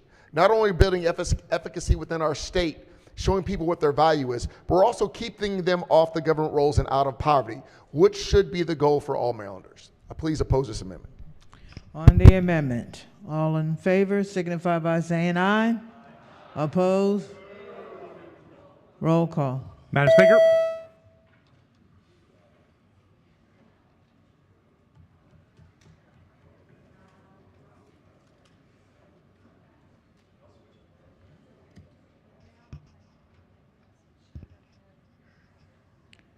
Clerk will take the call. The amendment fails. Are there any additional amendments? Gentleman from St. Mary's. Thank you, Madam Speaker. I got an amendment at the desk. Amendment 683920/1. Amendment number 1. So be considered reading of the amendment. So ordered. Colleagues, I have what I was told to say is a simple amendment. It's very simple. What this amendment does, throughout this bill, it talks about different work groups created, and every time it mentions the word work group, each work group created by this bill shall have 2 representatives from each chamber, one from the majority party and one from the minority party, appointed by the presiding officers of the respective chamber. It's pretty easily understood that we probably need more diversity on this board, diversity of thought, and I would ask the committee to accept this amendment. Thank you, Madam Speaker. Vice Chair of the committee. Thank you, Madam Speaker. I would urge the body to resist this amendment. There was already substantial diversity of thought and approach as represented in the proposed membership of each of these work groups, and we don't think that representation from the legislature is necessary to accomplish these aims. So for that reason, would urge a red vote. Thank you. Maker of the amendment. Yeah, I just want a quick reply from the floor leader on that, because we're talking about representation from the legislature. It's already in the bill. What this amendment deals with is representation of the minority party. And we look through this bill and we see who's represented on some of these boards. Well, we have a lot of members from labor, got members from the activist community. We even have members from the community colleges. We have members from the NAACP. We even have a member that was formerly incarcerated. So we're going to put a person on a board that's formerly incarcerated over a member of the minority party. Come on, guys. We're talking about a board dealing with climate change that supposedly doesn't have an effect until 2030, maybe 2040. Where's the scientists at? It shouldn't be as controversial at adding a member of the minority party to this board as, say, congressional maps. Madam Speaker, I ask that this amendment be moved. Thank you. Madam Speaker. Chairman of Environment and Transportation. Thank you, Madam Speaker. You know, we have a lot of boards and commissions throughout the government of the state of Maryland, but specifically with respect to the environment, the kind of diversity we like is having representation from the business community, representation from industry groups, representation from labor. That's the kind of diversity of thought that we really value, because when it comes to highly technical work groups, and these are very, very highly technical work groups, I don't really care if the person, I don't care so much about the politics of the individual. I care more about their expertise in electric power generation, in recycling solar panels, and the role of various industry sectors. That's what this bill has. That's the kind of diversity this bill requires. It is in there, and for those reasons, I would ask you to reject this amendment, because we have adequate representation from people who you may think are sort of conservative, perhaps. Madam Speaker. Minority Leader. Thank you, Madam Speaker. So my friend from Montgomery County, but you would concede and acknowledge that there are multiple task forces, work groups within the ambit of this very, very broad bill that have members of the General Assembly appointed to them. Because I would agree with you. You know, if you want to find out the best practices about a particular thing, you probably should go to the industry, to the experts, to the affected individuals with the most background. But there are, and I think the good gentleman from St. Mary's County's amendment is simply this: there clearly are task forces, work groups, other things in the ambit of this bill that have members of the General Assembly appointed to the groups. And all we're looking for is equal representation within those groups. If it's a work group that doesn't have anyone from the General Assembly on it, and it's all just the industry experts in the field, that makes perfect sense. But if it's a task force or a work group that says, I need people from the General Assembly to be on there to help guide what the policy may be, or how we'll interpret it back in the halls of Annapolis after the experts have sussed it through, if you want to be one Maryland and you want us to work with you towards clean energy goals, you gotta have us at the table. If you don't have us at the table, if you don't let us participate from the beginning, it's much harder to accept, to understand, to compromise, and work together at the end. And that's all that my friend from St. Mary's County is looking for. He's not looking to upend the work groups and put legislators on groups that shouldn't exist. He's saying the ones that already exist in the bill, we should have one member from the minority party to participate. Thank you. Vice Chair of the committee. Thank you, Madam Speaker. And my apologies, the maker of the amendment is certainly correct that there are, in a number of these work groups, there are legislative members to be appointed. However, it has not been our practice when appointing legislative members to work groups or task forces to specify that there shall be representation from particular parties among those legislative members appointed. So I would say, in keeping with that practice, we should reject this amendment. Thank you. Madam Speaker? Gentlelady from Hartford. Thank you, Madam Speaker. Would the floor leader on the bill just rise for a quick question? Vice Chair.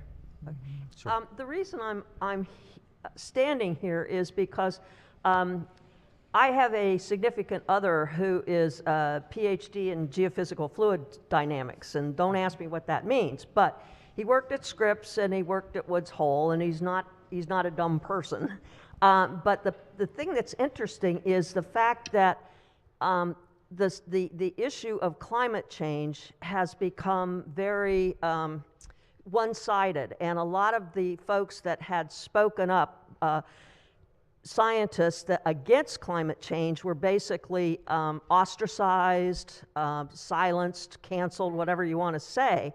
And so there's really, everybody's bought into there's climate change, but the problem is that climate is always changing, and we don't know where it's going to end up because nobody's a Nostradamus. So my concern is, do you have scientific experts that basically they're not all in on climate change, that they will present a different philosophy? And I know it's not exactly dealing with the minority opinion, but in a sense it is in the more global issue of a minority opinion. And I think that that's really important because science is always changing. It never is static.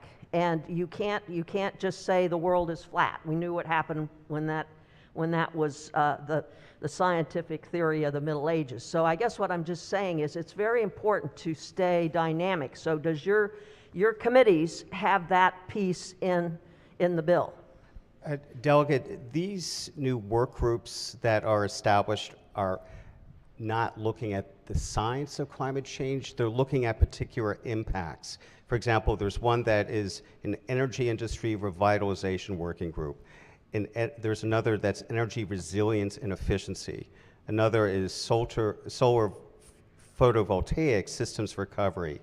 There is a just transition work group. So the issue of the science behind climate change is not related to the charges of any of these work groups. So we don't have scientists on these work groups. What we do have is a diversity of backgrounds, professional occupations that will represent the issues that each of the work group is charged with analyzing and make recommendations on. Again, for example, in energy industry revitalization working groups, you have representatives from labor, from industry, from community colleges, et cetera. With respect to another work group, you have representatives of different energy producing industries. So I would say that the issue of, again, climate science isn't germane to these work groups, so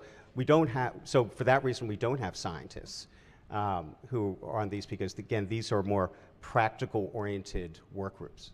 Well, I guess my question is do you think with your practical work groups that because they're into resilience, that they're going to be able to find out if the science is not, what do I want to say, fluid, continuing, always changing, that they can also adapt to their recommendations with that fact? I would say certainly that as these working groups will be under the jurisdiction of the Maryland Commission on Climate Change, that to the extent that science or changing factors in Maryland as it reacts, as say our coastal communities, as other communities respond to climate change, all that can be drawn upon, that expertise, by members of these working groups, since again the Commission on Climate Change will be staffing them. Well, just a quick question. It's my understanding that a lot of Maryland's climate comes from not Maryland, like the problems with the Bay, the pollution from the Susquehannas from Pennsylvania and New York. So I guess my only question is what, are we as a body doing something about what the pollution from the other states, such as air and water, as well? Chairman of the committee. Thank you, Madam Speaker. Let me try and clarify this perhaps.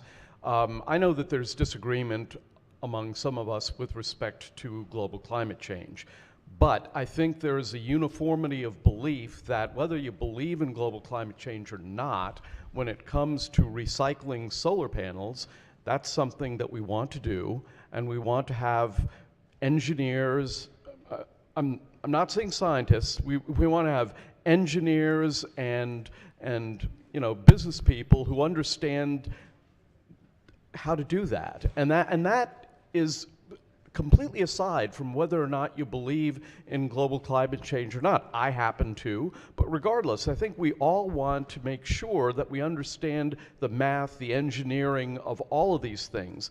Of course, we in the Environment and Transportation Committee are very concerned about Chesapeake Bay in particular, and that's a true statement. But I will tell you that when it comes to properly figuring out what the phosphorus management tool should be, when it comes to figuring out the best way to test the soil for nutrient load, these are not political questions. These are engineering and farming, and this has to do with engineers and chemists, and that's why we feel that in all of the things that we have to do with having to do with the environment of the state of Maryland, we need to focus on having actual specific engineering, chemical, and business expertise. And that's what the purpose of these amendments, of these work groups primarily are. Thank you, Madam Speaker. Madam Speaker. Chair, and thank you, Floor Leader. Gentleman from Anne Arundel. Thank you, Madam Speaker. And I appreciate the words about diversity, and that's all we're asking for in this amendment. Is we want diversity of thought. I mean, we've gone so far in this bill as to make sure we have a formerly incarcerated individual on some of these boards, but yet not a Republican. That's all we ask for, is to be brought to the table. Thank you, Madam Speaker. Gentleman from Anne Arundel. Thank you, Madam Speaker. I don't see a negative to it. This body in its entirety has guided the energy policy of this state, minority party voices included. And since its inception, RPS has been moved, some of the goalposts have been moved, things have been done to our overall climate goals and RPS in the state. Those have been done with both parties in mind. Amendments have been rejected, amendments have been accepted on this very bill. And I do not think that there's a negative for placing members of both the minority and majority party on this bill to help guide the policy moving forward. Thank you. Recognizing gentlelady from Baltimore City. Thank you, Madam Speaker. Would the floor leader ask for a question, please? Vice Chair. Sure. So when we have commissions or task force, do we ask for party affiliations?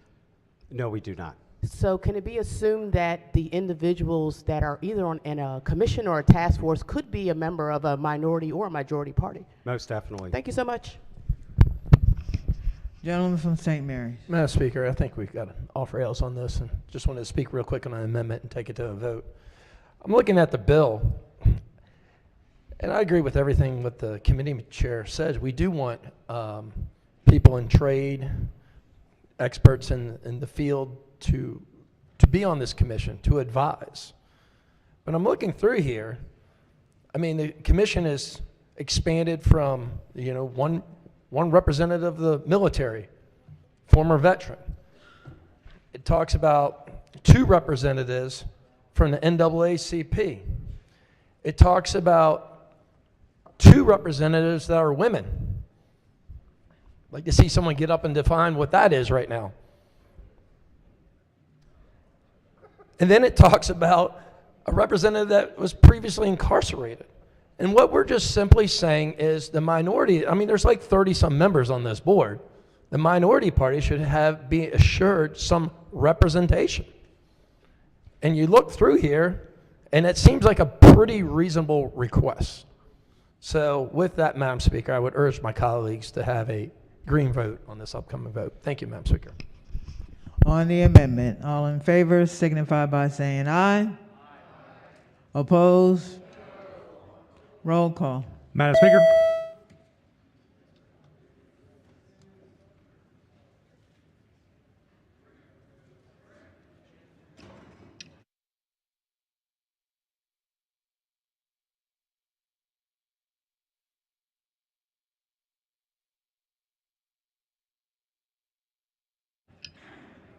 Clerk will take the call. The amendment fails. Recognizing the minority leader. Thank you, Madam Speaker. I have an amendment at the desk, 153323/1. Amendment number 1. Move so much be considered the reading of the amendment. So ordered. Thank you, Madam Speaker. We just talked a lot, and I'll try to talk quicker and briefer, about why it's important to have experts and expert identification. To me, I'm not an expert in any of this, certainly in climate change, environmental science. I wouldn't say that no one in this room is. I'm constantly amazed by some of the talented and sophisticated backgrounds of some of our colleagues in this room. There may be someone who is more expert to these issues than what most of us may be. But I can tell you who's supposed to be the experts, who's supposed to be one of the major agencies implementing this act or provisions of this act. It's the Maryland Department of the Environment. No irony there. The Environment Department has a lot to do with environmental laws and regulations. And this amendment is something that arises from conversations, frankly, with the Maryland Department of Environment. What it essentially will do, if you look at the amendment, it's probably hard to figure out what it does, but I'll basically read it in context of the bill. The department, meaning the Environmental Department, shall submit a proposed plan that reduces statewide net, that's the key word, net greenhouse gas emissions from 2006 levels by 2030 to the Governor and General Assembly. And in addition, the Department of the Environment shall adopt a final plan that reduces statewide net greenhouse gas emissions from 2006 levels by 2030. What my understanding of why that's important to change this to a net emission standard and to require that specifically in the language therein is that it would clarify the target as a net emission target to allow for carbon sequestration and carbon capture to be better taken into consideration. This is science-based accounting practices for carbon sequestration, and it would incentivize carbon sequestration as well as capture. And that type of language is used in other global goals on these similar objectives, like the President Biden's proposal to reach a 50% goal of reduced emissions by 2030, very specifically says net emissions and incentivizes or promotes carbon capture and carbon sequestration technologies, which may allow you, quite frankly, to continue to use some of your fossil fuel sources, and you're offsetting them with better carbon capture and carbon sequestration technologies and mitigation projects so that the overall effect to the environment is minimized while you're still producing energy in perhaps a very cost-efficient way and a better way for the end consumer from a pricing standpoint. And so that's what the amendment does. It specifically says that the Department of Environment will utilize these standards as a net emission standards. They'll develop these plans as a net emission standards. They're the experts. They're the people who implement this, and they believe that this is the soundest, most rational and reasonable way to craft this legislative language. And so based upon that, I hope that the committees of jurisdiction would take that into serious consideration and would request the amendment be adopted into the bill. Thank you, Madam Speaker. Chairman of ENT. Thank you very much, Madam Speaker. So this is, first of all, the amendment is very well intended. So I understand the approach. This issue was brought to me by none other than the Secretary of the Environment, and we discussed this pretty extensively, and my concern to him was one that had to do with the accounting for carbon. Now, it's very easy to account for the emission of carbon. All you have to do is calculate the number of gallons of gasoline, kerosene, the tons of coal, I believe it's cubic feet of natural gas. And it's very easy to calculate how much carbon is put into the atmosphere from those sources. What is less difficult to calculate, or which is more difficult to calculate rather, is the sequestration of carbon. Now, I agree that in the future there may be affordable technologies to sequester carbon, and yeah, you'll be able to measure it in that instance, but the vast majority of the carbon sequestration strategy that we have as a state has to do with planting trees or healthy soils. So how many automobiles is equal to 1 acre of healthy soils? We don't know. How many automobiles are equal to how many trees do you have to plant every year to overcome the carbon emission of a SUV? We don't actually know specifically. It's a very difficult thing to measure. Now, I can see a time in the future where we have a more precise accounting of the amount of carbon sequestration from healthy soils, from a healthy Chesapeake Bay, from planting trees and various other plants, but right now we don't have it, and the chemical artificial methods of carbon sequestration are just monstrously expensive. And so it's a well-intended amendment. I happen to personally disagree with my friend, the Secretary of the Environment, on this one issue, and for that reason, I would ask the body to vote red on the amendment. Madam Speaker. Young lady from Carroll. Thank you, Madam Speaker. I'm just a little confused because about an hour, maybe hour and a half ago, we started off by talking about amendments on generators. And time after time after time, the floor leader at the time kept talking about net. And he kept saying to the person who was asking the questions, no, this is about net. And so now we're saying it's really not about net when we want to add that word. So I'm just sitting here as an observer to this very long, important bill and trying to figure out why the net now isn't right to put in law, but the net earlier was what we needed to consider. Chairman. Thank you, Madam Speaker.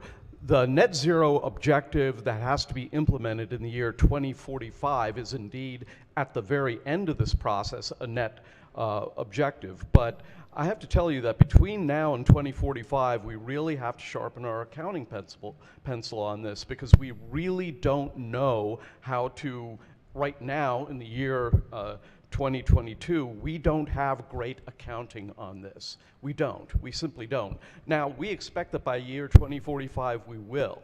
And obviously, we don't want to disadvantage. The reason the word net is in the ultimate goal of 2045 is that we don't want to bury into the law a disadvantage for those emitters that will exist in the 2040s.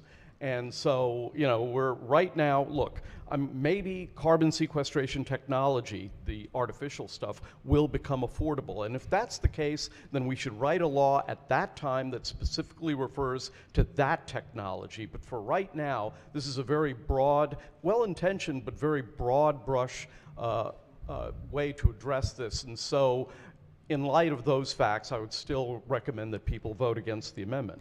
I would still push the amendment. I believe that it's the policy of this body that we want to push for net. We want carbon capture, whether the process for that exists right now or not. That's something that we want to adhere to. Go back to the very beginning and I don't want to repeat this, but back at the very beginning when we talked about generators, our floor person that was making the argument kept being corrected by the floor leader saying, no, we're going to have net, net, net. So if we really are going to have net, let's adopt this amendment and have net, and that's our goal of this policy, and hopefully we'll have the ability to be able to do carbon capture in the future. So I advise that we accept this amendment to make it consistent, the arguments that are being made on this floor. Thank you. Vice Chair of the committee. Thank you, Madam Speaker. Earlier in the debate, when I was referring to net, I was talking about emissions from a building, not from the entire economy of the state. It's a lot easier to calculate the net emissions of a particular building. For example, if a building has solar panels, you can figure out the renewable energy that they're generating, and you can offset that against emissions being generated on site. That's the net calculation there. It's a far cry from doing a calculation of net emissions for the entire state. Gentleman from Baltimore County. Madam Speaker. Yes, I called on you. Thank you. Would a floor leader rise? Vice Chair of the committee. Thank you, sir. You know, the truth of the matter is that this isn't new legislation. And what the good gentleman is asking for is someone who's capable of giving us a non-biased, good, true answer. So, you know, the former governor, before this one, had this plan in, and he had numbers in. He had real numbers that we were going to remove the amount of carbon from the state of Maryland. And you know, Martin O'Malley hit all those goals. He really did. It worked great and wonderful. But the truth of the matter is, he didn't hit any of those goals through this program. He hit those goals by closing down the leading manufacturers in the state of Maryland, like Beth Steel, like GM, like Alcoa. They did it by closing down numerous small businesses and small jobs. So the good gentleman is asking for the Department of the Environment to be part of all this so they can come and tell us in 2 or 3 years where the numbers are really coming from. Because you could sit back in 2 years and say, this is 100% working the way we wanted it to, just like Martin O'Malley tried to do. But the truth of the matter is that Martin O'Malley got none of those numbers from the way he planned to get them. So why do you think it's wrong to have the state experts working with this program so we know? Just one more thing. Could it just be that they're not Bible-carrying global warmists? Could that be it? Or maybe there could be some people over there that don't believe in climate change, because I really believe that's what this is all about. We don't want anybody with a different opinion giving any advice or anything truthful, just like we didn't want somebody saying, hey, we hit those numbers, but the truth is this is how we did it. We didn't do it any of that way. So I'm going to tell you, I spoke to the committee chairman about this. You know, I have to admit, it's true. The ocean levels are rising on the Blue Ridge Mountains. They are. The Blue Ridge Mountains have a higher ocean level. If you study sea level on the Blue Ridge Mountains, it's not the same as it used to be. It's higher. But if you study it on the Rocky Mountains, it's lower. And there's a simple reason why. Because the Rocky Mountains are new and still growing, and the Blue Ridge are among some of the oldest mountains in the world, and they're sinking. Just like the Eastern Shore is sinking, just like the harbor down here is sinking, just like Venice in Italy. You know, the global warmers will say this whole problem with Venice is that, you know, the waters are rising. And the experts will tell you, the real experts, it's built on a swamp, it's sinking into the ground. That's the truth of the matter. God only put so much water on this earth, and it's still here, it hasn't changed. It definitely hasn't changed in the last 50 or 100 years. So why would you think it's wrong to support an expert sitting on this panel from the state of Maryland telling us what's really going on, giving us the real truth instead of what we're hearing? Delegate, I would say that this legislation puts the responsibility for implementing regulations, other provisions of the bill, largely in the Maryland Department of the Environment. It also establishes responsibilities on behalf of the Public Service Commission, Maryland Energy Administration, and they're professionals who work at these state agencies, and I have full faith in their ability to objectively implement regulations and to assess the ongoing developments in the science. But most of all, again, I have full faith in the professionals, career or appointed, that are at these state agencies to implement this bill. But the problem is it's setting up a new commission, and they're not part of it. This climate solution, now, they're not part of this, and that's the problem. Doug, there's no new commission set up by this bill. There are work groups. On the amendment, all in favor signify by saying aye. Opposed? Roll call. Madam Speaker?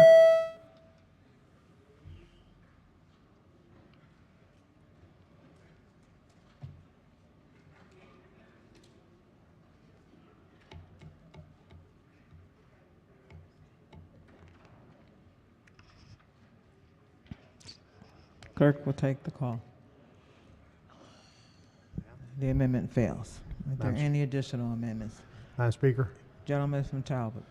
Thank you, Madam Speaker. I've got a third reader amendment. It's amendment number 393629. Amendment number 1. Move so much be considered the reading of the amendment. So ordered. Thank you. Colleagues, this amendment is very straightforward. There's a section of the bill, subtitle 16, Building Energy Performance Standards. The amendment would specifically ensure that crab picking houses and commercial kitchens are not covered by the bill. This 35,000 square foot threshold seems to be a large threshold. However, it would include a number of crab picking facilities on the Eastern Shore and other places. I can just tell you, earlier this year, there was a meeting amongst the crab picking houses about a shortage of labor. That meeting was headlined by Steve Phillips of A.E. Phillips. A.E. Phillips' crab picking house has been empty now for 2 years. He described that meeting as not a organizational or a promotional meeting, but more of a funeral. The future of our crab picking industry is in jeopardy. It is being threatened. They don't have the work. The houses have been empty, and to include them in this process moving forward would only be one more hurdle, one more round of bad news, and I would encourage everyone to vote for this amendment just in light of the consequences that it could have to a very feeble, weak, and very dire situation. It's very important to my district. I can't express enough about the concern that we have. There is crab meat. It's coming from Central America, and it's coming from Asia. And this is a huge concern. So I urge the body to vote for this amendment. Thank you, Madam Speaker. Vice Chair of the committee. Thank you, Madam Speaker. Thank you to the delegate for this amendment.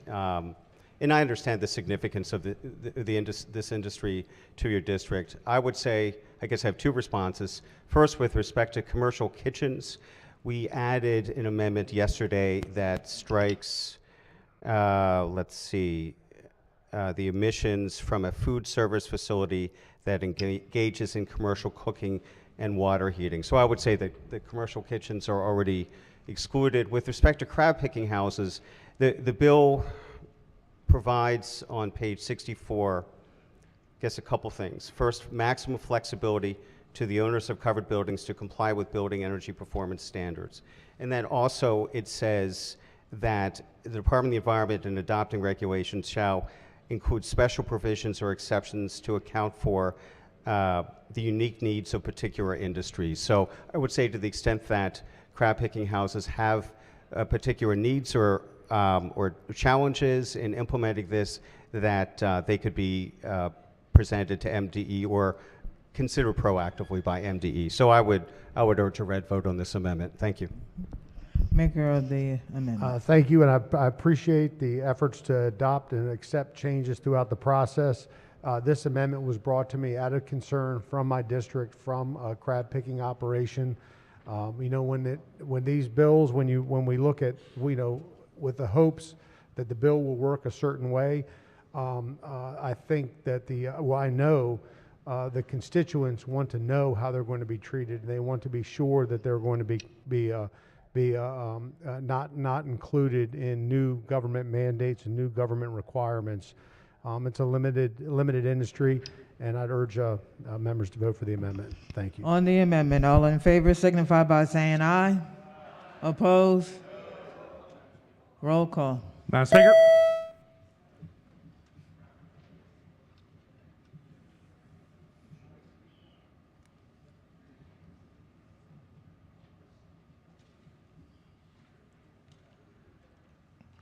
Clerk will take the call.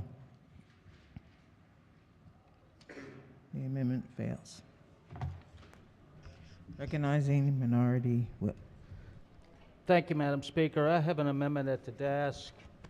It is Amendment 353329/1. Amendment number 1. Move so much be considered a reading of the amendment. So ordered. Madam Speaker, very simply, this amendment is designed to protect Maryland business owners by not requiring that we immediately adjust to increases in the social cost of greenhouse gases as set by the federal government. So currently, the rate is around $51 a ton of CO2, but as we all know and can speculate, that number could easily fluctuate and be exponentially increased over the time it takes for the provisions of this bill to start taking effect. So with that, Madam Speaker, I'd move the amendment. Recognizing Vice Chair of the committee. Thank you, Madam Speaker. I would urge the body to resist this amendment. This language comes from the report of the Maryland Commission on Climate Change. They specifically, over the course of a year, developed a building energy transition plan, and this language concerning the factors to be considered for the alternative compliance pathway came from the Maryland Commission on Climate Change after much study. So for that reason, I urge that we stick with the department and the commission. Thank you.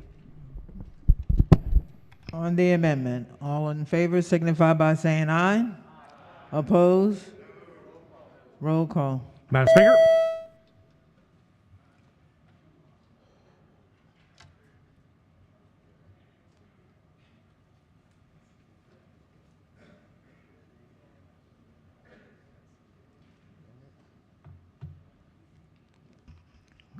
Clerk will take the call. The amendment fails.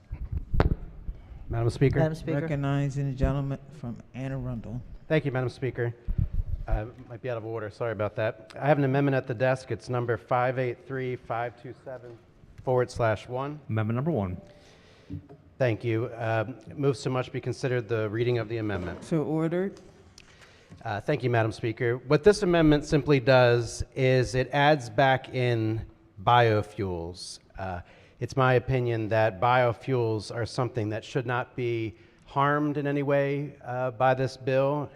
And my reasons for that are numerous. While the intent of the bill is to address environmental issues for future generations, it fails to consider the technology and investment in new technologies that future generations will have access to. For example, there's very exciting things taking place in the way of small-scale nuclear, small-scale hydro, and right here in Maryland and many places around the country, incredible investment and advancement in biofuels such as renewable natural gas are taking place. One example of that happens to be the airline industry. The airline industry, which is backed by our President Joe Biden's Office of Energy Efficiency and Renewable Energy, is making incredible advancements in the way of biofuels to be used for jet airplanes This fuel is dramatically cleaner. In fact, some of these advancements that are coming online have a net negative carbon impact. What's great about these fuels is they're 100% domestic. It supports American jobs, it supports American farmers and many others. So I want to make sure that we're not doing anything to harm the advancement in biofuels. Here in Anne Arundel County, we recently constructed a large anaerobic digester in Jessup, Maryland. This captures harmful greenhouse gases, causing methane that goes into the environment. It captures it and then reuses these biofuels to fuel vehicles, factories, or homes as renewable natural gas. I want to point out one last thing in support of this, and I think this is a general belief among people that think about energy the way that I do. President Barack Obama once said, "We can't have an energy strategy for the last century that traps us in the past. We need an energy strategy for the future and all the above strategy for the 21st century that develops every source of American-made energy." I very much support his comments, and I believe that with the advancements in biofuels, we need to ensure that they're not harmed or hampered in any way, and I move the amendment. Thank you. Recognize Vice Chair of the committee. Thank you, Madam Speaker. We would accept this as a friendly amendment.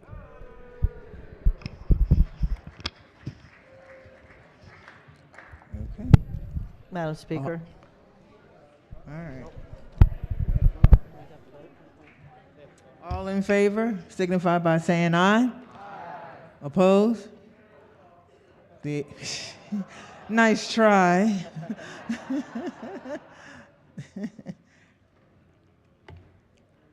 Still gotta call it. The amendment has been adopted.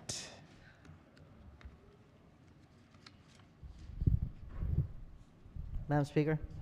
Yes.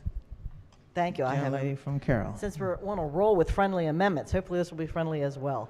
I have an amendment at the desk, amendment number 543-829/1. Amendment number 1. So be considered the reading of the amendment. So ordered. Basically, we were just talking about how much faith we had in MDE and the professionals to help with this plan and the approach. And one of the amendments I noticed that I don't believe was adopted that they had recommended in their testimony was to keep Maryland in compliance with national and international greenhouse gas accounting standards. And it was said earlier by the chair of the committee how difficult it's going to be to try to account for all of these emissions. And right now, we have separate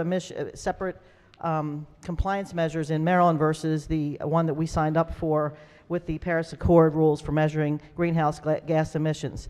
And some of these the rules that we, I think, put in this bill, according to the testimony from Maryland Department of the Environment, are impossible to implement. So this amendment would basically put us back in line with what the Maryland Department of Environment recommended, and it will strike, shall use global warming potential for methane over a 20-year time frame as accepted by the most recent assessment of the Intergovernment Panel on Climate Change and estimating the state's greenhouse gas emission reductions. So that would put us in line with the Paris Accord. It also will strike, shall include specific estimates of the reductions expected from each greenhouse gas emissions reduction measure included in the plan, and also will strike incorporating top-down methane top-down methane inspections data acquired through aircraft observations. You say, why is this important? Developing a plan that meets a 60% reduction in greenhouse gas emissions by 2020 using a 20-year value for methane is a significant shift in the development of Maryland's plan to reduce greenhouse gas, because 20-year value nearly triples the reported near-term climate impact of methane. The Paris Accord, I believe, goes over a 100-year reduction. So the methane emissions reduction measures that would need to be identified to meet the 2030 target would be unprecedented and problematic to meet within the bounds of the current law. So, also the bill requires the department to incorporate aircraft-borne estimates of methane emissions from landfills into the greenhouse gas reduction plan. and require landfill operators to take various actions in response to those estimates. Those estimates, this is according to the Maryland Department of the Environment, this is not me saying this, those estimates cannot replace the facility level estimates that the department currently uses for regulatory purposes and for the greenhouse gas reduction plan. So, according to the Maryland Department of Environment, who we have just stated on the floor we have full faith in, and also the challenges that we're going to have in accounting for these things, I believe it's best to follow what the Maryland Department of Environment has requested us to do and make sure that we are in alignment with the Paris Agreement's rules for measuring greenhouse gas instead of having our own set of rules. So I would move the amendment and ask us to make this be a friendly amendment, and maybe it was overlooked after the testimony of the Maryland Department of Environment. Thank you. Recognizing the Vice Chair. Thank you, Madam Speaker. I would urge the body to reject this amendment with respect to methane. Reading from the EPA website, methane is more than 25 times as potent as carbon dioxide at trapping heat in the atmosphere. And at the same time, it is shorter lived than carbon dioxide by a significant margin. And so what the language in the bill says is that as accepted, the most recent assessment of the Intergovernmental Panel on Climate Change, the world-recognized leader on climate science, we should factor in methane, the global warming potential for methane over a 20-year time horizon. So that's consistent with what the IPCC is recommending. Secondly, with respect to top-down methane emissions data acquired through aircraft observations, this was put in there because it has been widely acknowledged that the methane data being reported as coming out of landfills, municipal landfills, is significantly underestimated. And there have been, in a number of cases, aircraft observations of methane emissions data that show that the municipal landfill reports significantly underreport the methane emissions. And I believe that's something that's been acknowledged by MDE as well. So for all these reasons, I would urge the House to reject this amendment. Thank you. Maker of the amendment. Thank you. I'll take the last part of that answer first. According to the Maryland Department of Environment's testimony, it says aircraft-borne measurements do not provide estimates specific to a particular landfill or other source, since they measure methane emitted from numerous upwind sources and areas, and do not provide annual estimates, since they only provide snapshots in a time that are heavily dependent upon immediate conditions, including weather. The department recently collaborated with atmospheric researchers to evaluate the linkages between top-down aircraft-based methane measurements and bottom-up greenhouse gas emission inventory methods. A scientifically defensible approach for reconciling the differences could not be identified at this time.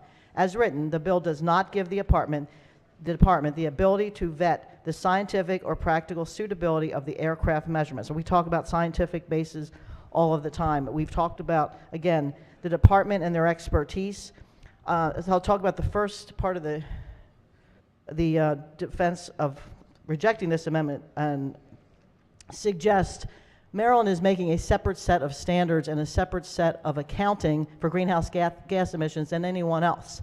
We've made these agreements with the Paris Accord and with the international community, and it seems to me we should at least be following the same measurements so we're all on the same page. You know, one little state of Maryland in the whole world, as was discussed earlier, and having our separate set of accounting on how we measure methane and how we measure greenhouse gas, to what end? To what end are we trying to get there?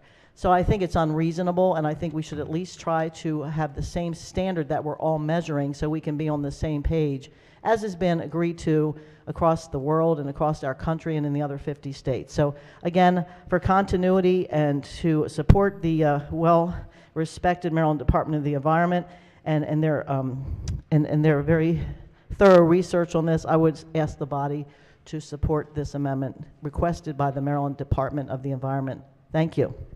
Vice Chair of the committee. Thank you, Madam Speaker. With respect to the last comment about aircraft observations of methane emissions from landfills, if the information that's provided through these aircraft observations is not usable, then the department does not have to use it. It does not have to convert those observations into particular data. It's only when the department feels that the emissions data that is reported through aircraft observations can be used that they would have to incorporate it. So we're not mandating that they have to factor in every sort of observation by an aircraft of methane plumes from landfills. On the amendment. Move the amendment, Madam Speaker. Thank you. I was doing that until you got up. No. On the amendment, all in favor signify by saying aye. Opposed? Roll call. Roll call. I didn't hear. Madam Speaker.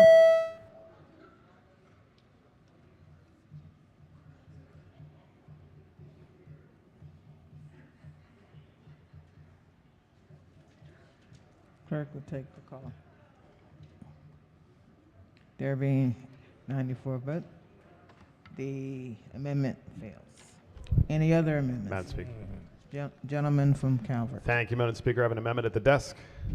It's amendment number 483023/1. Amendment number 1. Move so much be considered the reading of the amendment, Madam So Speaker. order. Thank you, Madam Speaker.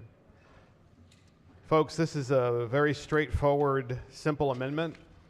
The amendment reads as follows, that the bill shall include specific estimates of the greenhouse gas emissions reductions that could be achieved through the deployment and use of advanced small modular reactors. In other words, advanced small modular nuclear reactors. This is obviously a common sense amendment. If you're really concerned about climate change, which is what we hear constantly from so many in this body, then it's kind of interesting that in Calvert County in District 27C, we already have a solution.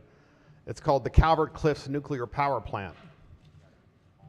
That Calvert Cliffs Nuclear Power Plant already provides a third of our state's electricity, clean energy, no emissions whatsoever. Yet, this body, as of today, still does not include nuclear in the renewable portfolio standard. So that is to say, we're saying there's this climate crisis, a crisis is what we hear, and yet we're not including the solution to the crisis, which is nuclear energy. Why is that? Well, some of us think because there's a desire to keep us in a state of crisis.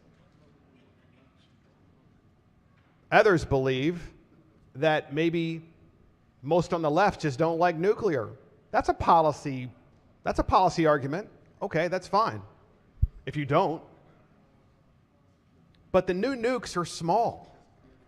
Calvert Cliffs is 1,100 acres on the Chesapeake Bay. The new nukes in Calvert Cliffs, the power plant itself on that 1,100 acres takes up about 100 acres, approximately.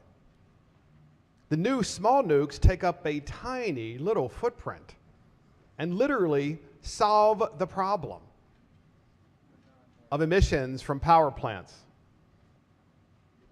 Hot off the press, Elon Musk in the Hill newspaper, pretty much every newspaper across America, they've reported this, that Elon Musk calls for nuclear power in Europe and pledges that he'll even eat the food grown right near there. Musk said, quote, hopefully it is now extremely obvious that Europe should restart dormant nuclear power stations and increase power output of existing ones, the Tesla CEO tweeted out on Sunday night. This is critical to national and international security. When several of the Twitter followers of Musk pushed back on his suggestion, they noted, well, what about radioactive leaks? And Musk responded in classic Musk form, he'll be happy to eat locally owned grown food right there at the power plant. So if that is the argument,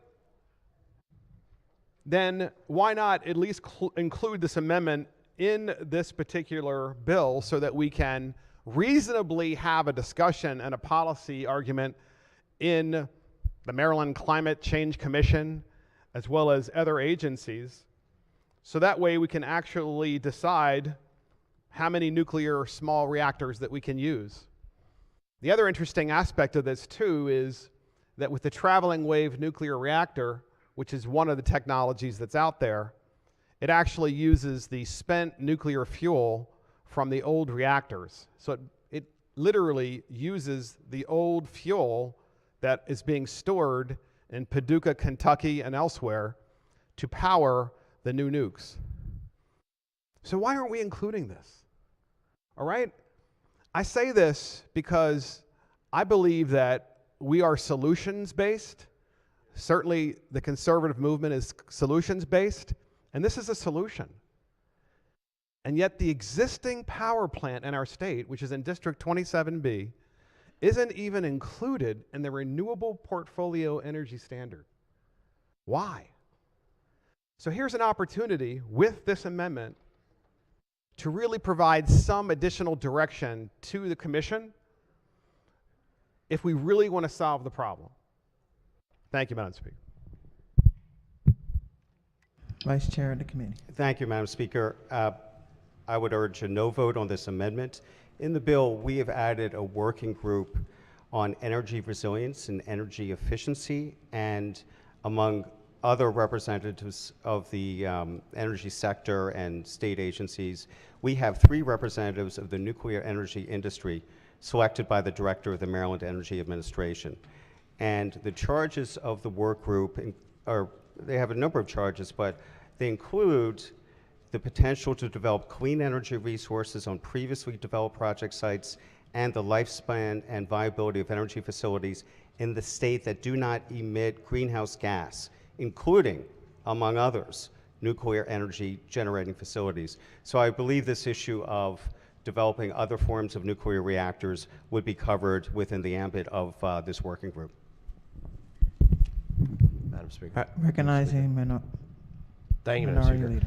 I appreciate what the Vice Chair of the committee has just indicated, that there's a recognition. I hope we all get on board with the recognition that if you really want to be serious about climate change, particularly in consideration of discussions we've had today about how difficult it's going to be to really site wind and solar in a sufficient capacity to meet needs, you're going to have to implement nuclear. You're not going to be able to simply ignore it anymore. I think what the gentleman's amendment does is really provide some teeth and some perspective and you know, some bones to what the committee has done with implementing some nuclear energy people on a commission. It's an odd thing. We don't have a tremendous amount of committees and commissions in the fields of tax law and gaming law. We maybe don't have to study things quite as much that I deal with in my committee day to day. It seems that with the environment, we have an awful lot of commissions, and sometimes we want to study, and sometimes we want to move fast, and sometimes we want to move slow. And what I'm suggesting is that this amendment makes sense because it really provides an opportunity for these small modular reactors to begin. It's not something that's going to happen overnight, as I'm sure the members of the committee and the experts know. It's going to take years and years and years and years to site, locate, finance, and stand up these entities through the myriad of regulatory issues at the federal level and the state level. If not now, when?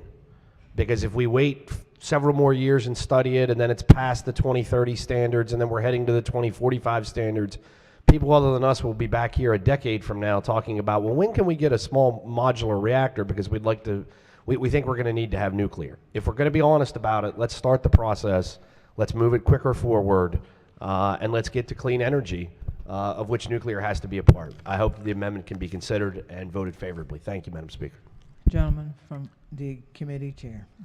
Thank you, Madam Speaker. Sometimes in this job, I wish for the people I disagree with to take yes for an answer. The fact of the matter is, our committee has taken what I believe, and the Economic Matters Committee, have taken what I believe to be, especially in that provision that's been identified by the Vice Chair, we take a very open-minded approach to energy sources that are non-emitting. Now, I know there's a lot of disagreement on this floor with respect to nuclear energy, as there is disagreement with respect to all sorts of different things. But I think the fact that we have put this in the bill is an acknowledgement of the concerns of the amendment maker. And although I'm not an expert on this, the amendment that he has crafted, I think, would fit better into a single bill that should have a public hearing within the committee that he is a member of. But for right now, I think we should all take yes for an answer, vote against this amendment, and acknowledge the fact that our two committees have taken this into account in a straightforward manner. Madam Speaker. Gentleman from Anne Arundel. Thank you, Madam Speaker. And I really do appreciate the words of the good chairman there, because I know he's well versed in this. In fact, there's something called triso particles, which I'm sure he's pretty well familiar with. It's the most robust nuclear fuel on Earth. There's 70 projects looking into triso particles in the United States right now. It's the size of a corn kernel. And the energy it can produce with low emissions is unbelievable. And in fact, there's a company called X Energy. If you guys want to look it up on your Google machines right now, look it up and find out where it's located. Rockville, Maryland. What they can do in Rockville, Maryland at X Energy, I applaud this company. They do great work. And they are on their way, along with the rest of the federal government, of being able to produce many of these small nuclear plants with things like this triso particle that can hopefully transform us into a cleaner, greener form of energy. And I want to ensure that we don't inhibit that by not accepting this amendment. This amendment won't do anything but help bolster our ability to create this energy much quicker, much more efficiently, and much cleaner. And with that, I move the amendment. Thank you, Madam Speaker. Gentleman Speaker. from Frederick. Thank you, Madam Speaker. I have a quick question for the floor leader, if I may. Vice Chair. Sure. Good day, sir. Real quick, does the bill in front of us provide specific targets for reducing fossil fuel power in the state of Maryland? Not on an aggregate basis. But its goal is to do specific reductions by certain deadlines. Is that a fair assessment? For certain types of buildings, yes, to reduce direct on-site emissions, Right. which are generated by fossil fuel-based HVAC systems. And the switch over, the encouragement is it switches to dependency on electricity. Is that fair to say? In general, yes. I mean, buildings have 18 years to do that, which is normally more than the life cycle of an HVAC system. So the assumption is that when a current system reaches the end of its life cycle, that the switch would be to an electric-based heating system, for example, a heat pump. But doesn't have to be electric source. For example, we've been talking about clean sources of natural gas. BG&E is accepting natural gas produced through anaerobic digestion. So it's quite possible that to achieve these net zero direct building emissions, it won't have to be based on electricity. It can be on forms of natural gas. And I appreciated you accepting that amendment earlier, but I guess my concern is that the greater dependency is pushed towards electricity. And on page 50, I noticed, and maybe you can help me with this, there's an order in the bill for the Public Service Commission to increase to order the electric companies in the state of Maryland to increase the reduction of dependency on electricity up to 2.5% within the next immediate years. Is that fair? That is page 50. That relates to the existing Empower program, which has been around for a while, and just increases the energy saving rates. Doesn't say anything about transferring away from electricity. It just means that we're going to continue our effort to make homes and businesses more energy efficient. And actually, it encourages an additional 2.5% annual up by 2027 reduction in dependency on electric use through the Public Service Commission's orders to the electric company. So here's where I'm getting at. Are you familiar with the Baltimore Sun article that came out just last week about the 21.2% increase in power bills for the Baltimore region? And obviously the greater, our state has an increased amount of electricity cost going up right now? Yes, I am, though I believe if you refer to the cost of BG&E customers, there was a far greater jump in natural gas costs than electricity.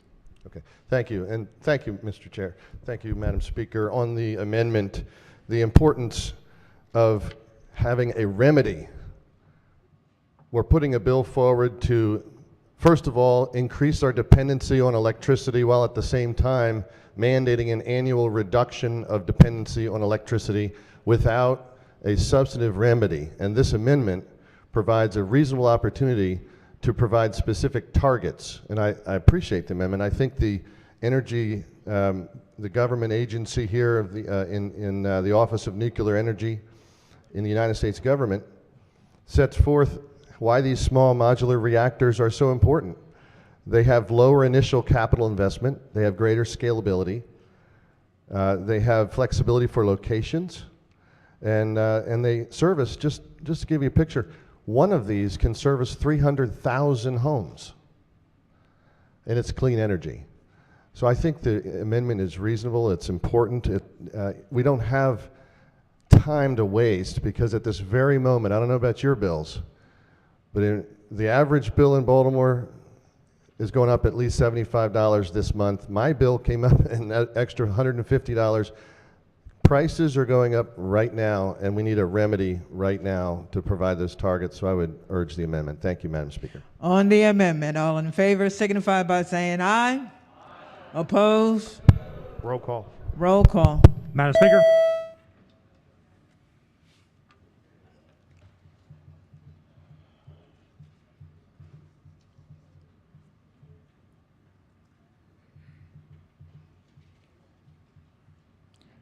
Clerk will take the call.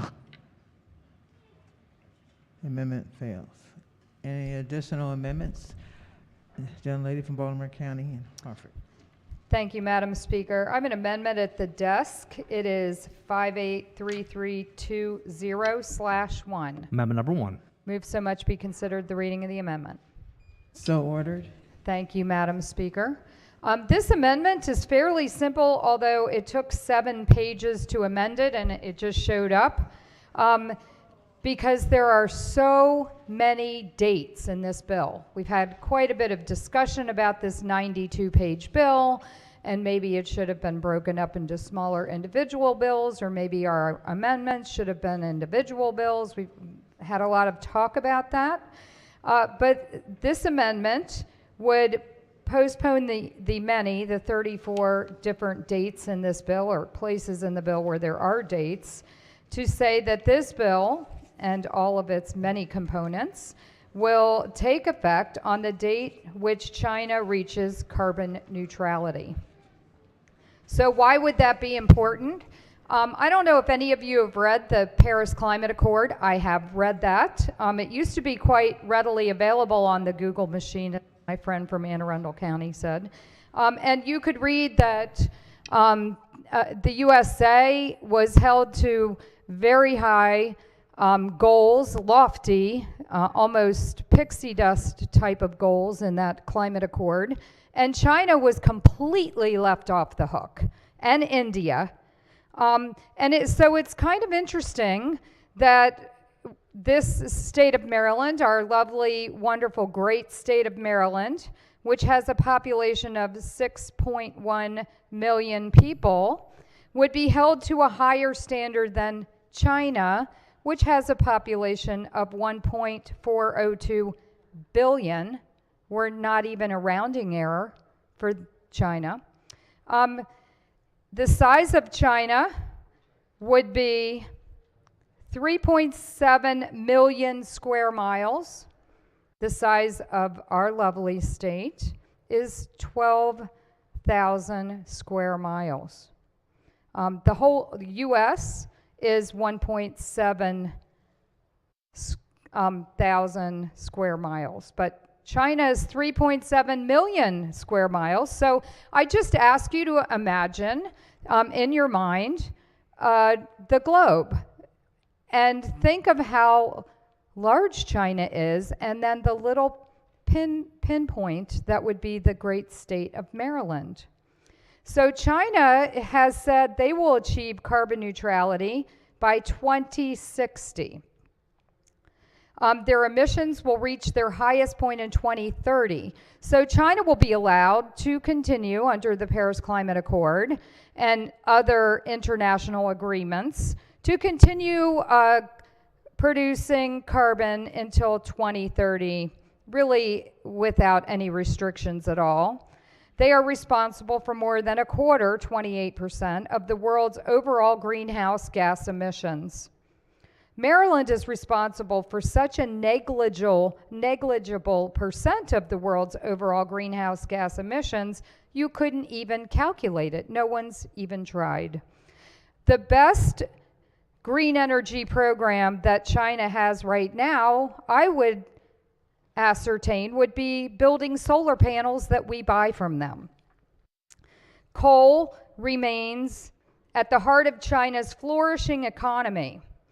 58% of the country's total energy consumption comes from coal. They do not have the same environmental policies and restrictions that we have.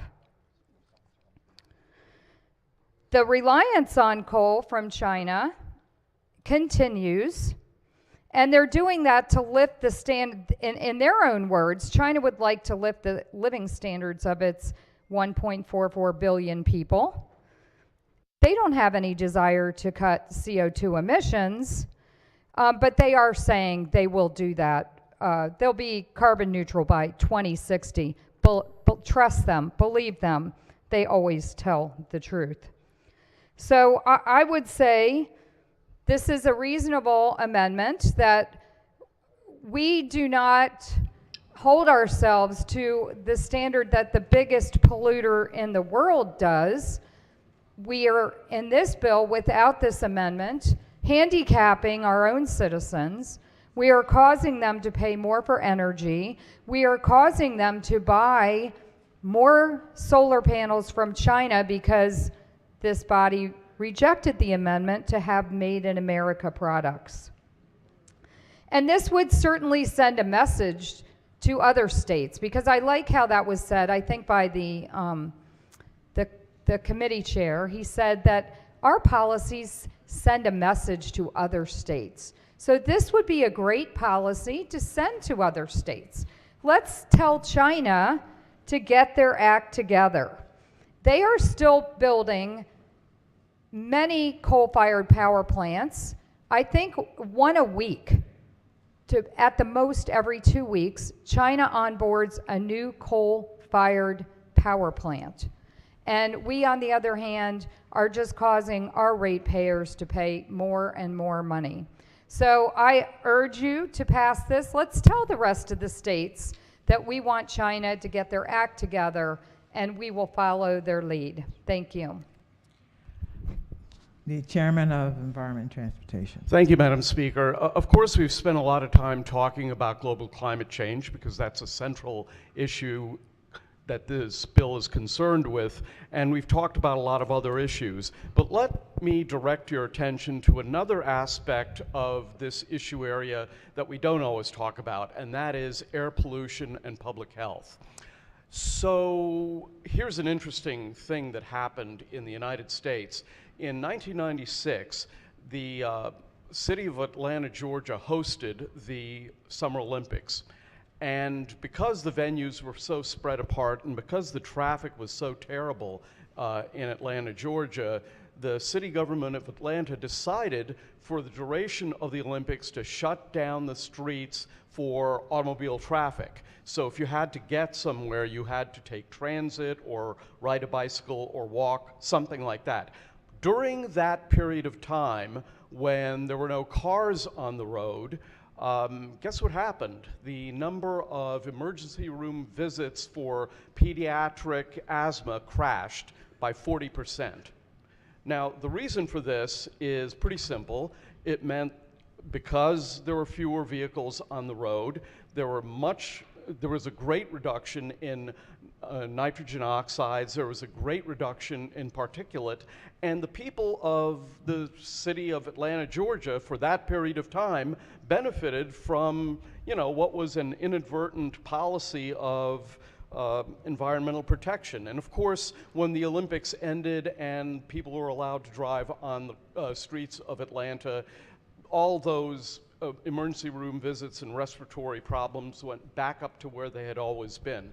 So I want to focus our attention just briefly on this whole issue of impacted communities, which one of the delegates in our committee has a great amendment on. But the fact of the matter is, in urban and suburban settings, the vast majority of the air pollution that you inhale comes out of the tailpipe of an automobile or a delivery vehicle. Now, we are not suggesting that we overnight get rid of internal combustion engines, although we want in this bill to move in that direction. I only want to point out that if we were to hold ourselves to a standard as low as that of China, it is our population that would suffer. And we would see it in the emergency rooms and in the hospitals of our state. And for these reasons, Madam Speaker, I would hope that we do not hold ourselves to the horrendous standards of the People's Republic of China, and instead be the state of Maryland and look out for the constituents and the people of this state. I urge a red vote on this amendment. On the amendment, all in favor signify by saying aye. Opposed? Roll call. Madam Speaker.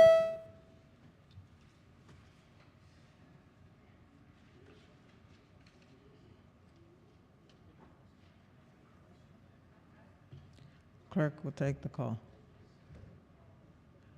The amendment fails.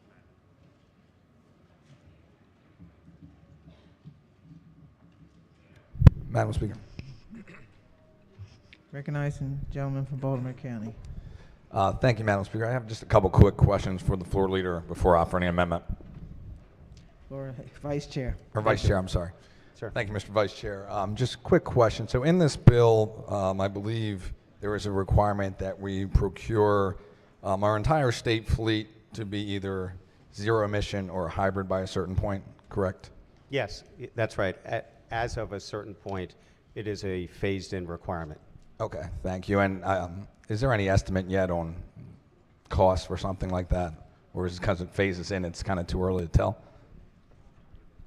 Checking. Thank you.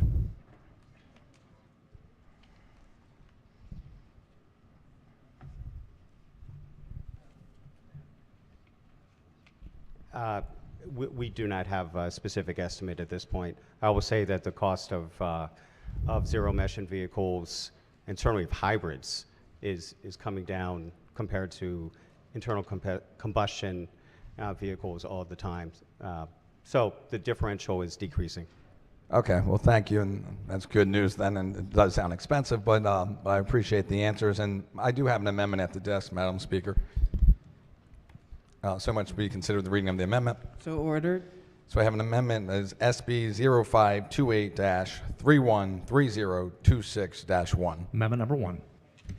So all this amendment does is say that if we're going to make sure our entire state vehicle fleet is either hybrid or emission-free, that none of those products during the manufacturing process can be manufactured in China or Russia. And this is kind of a follow-up to the previous amendment. I won't belabor the point. We know there's abysmal human rights and abysmal environmental issues, especially with China. I'll just touch on just real quick that China, this according to the U.S. State Department, is the world's largest emitter of greenhouse gases, the largest source of marine debris, the worst perpetrators of illegal, unreported, and unregulated fishing, the world's largest consumer of trafficked wildlife and timber products.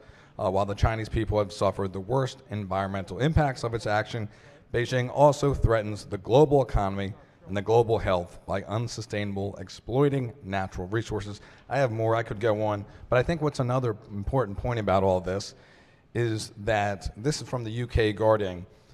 the battery arms race, how China has monopolized the entire electric vehicle industry.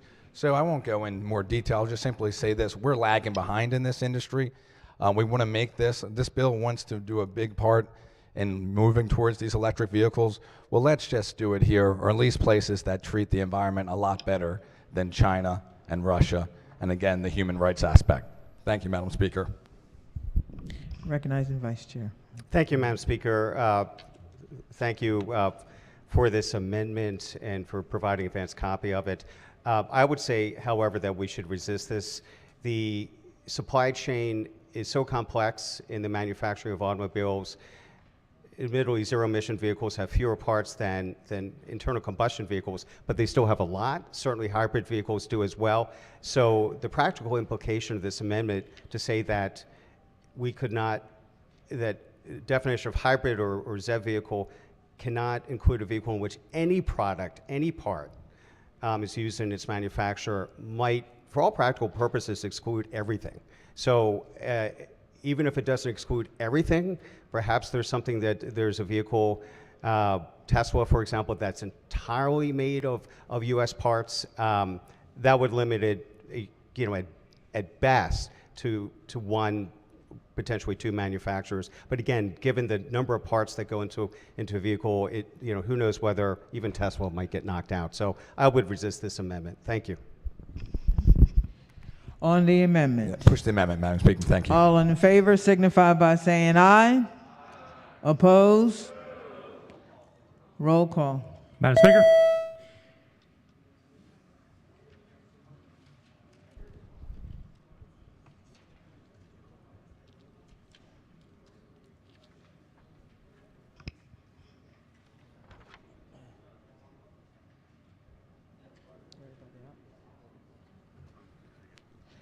Clerk will take the call. The amendment fails. Are there any additional minority whip? Thank you, Madam Speaker. So I have an amendment at the desk. It is amendment number 903627/1. Amendment number 1. Move so much be considered the reading of the amendment. So ordered. Thank you, Madam Speaker. So very simply, this is a lot like the amendment that I offered a while ago. It caps at $25,000 the alternative compliance fee contemplated under this bill, and that specifically is designed to protect average Marylanders from price increases. I mean, we know intuitively that the cost associated with the alternative compliance fee envisioned by this bill is going to be borne by somebody. And I would submit that that somebody will wind up being average folks. So what this does is it caps their potential exposure. And with that, Madam Speaker, I'd move the amendment.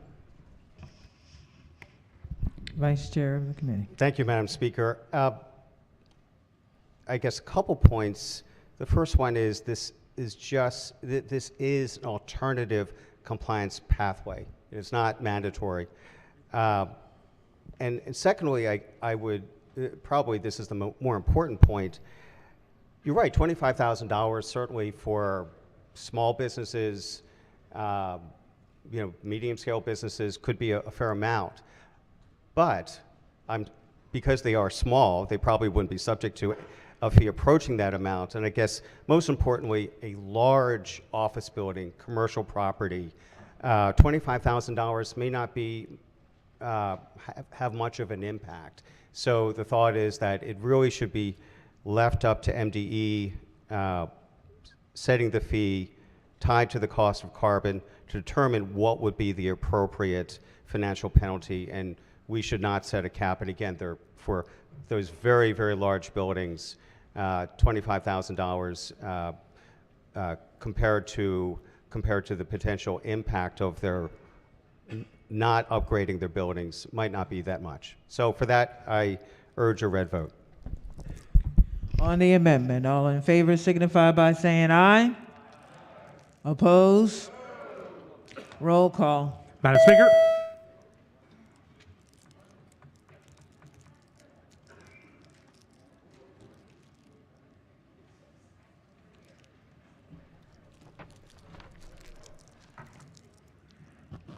Clerk will take the call. The amendment fails. Madam Speaker, Recognizing the gentleman from Baltimore I have County. an amendment at the desk. 303-926/1. Amendment number 1. What this amendment, may I speak to the, so much for the reading of the word. So, you know, I've not got up in a long time. So much be the reading of the amendment. We don't have that amendment at the desk. Clerk, Oh, I brought it up and they said they had it. read your number again. 303-926/1. Okay, now it says 953-822/1. That's the one.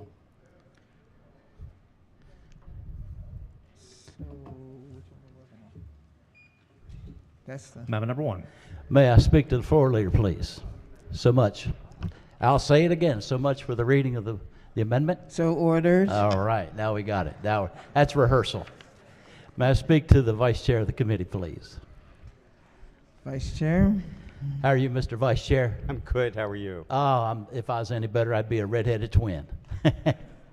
I appreciate you, you know, that very, very much. Let me just say this, that I will fight for the church. And I love the mosques, synagogues, temples, the houses of worship. And I bring this amendment, a very simple, friendly amendment for the house of the Lord and for the church. So would you please make this a friendly amendment? Can you explain, Vice Chair of the committee?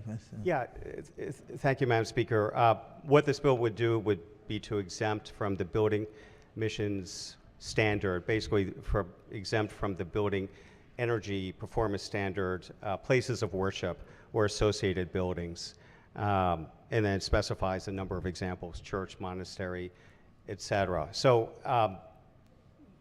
Madam Speaker, I would urge the body,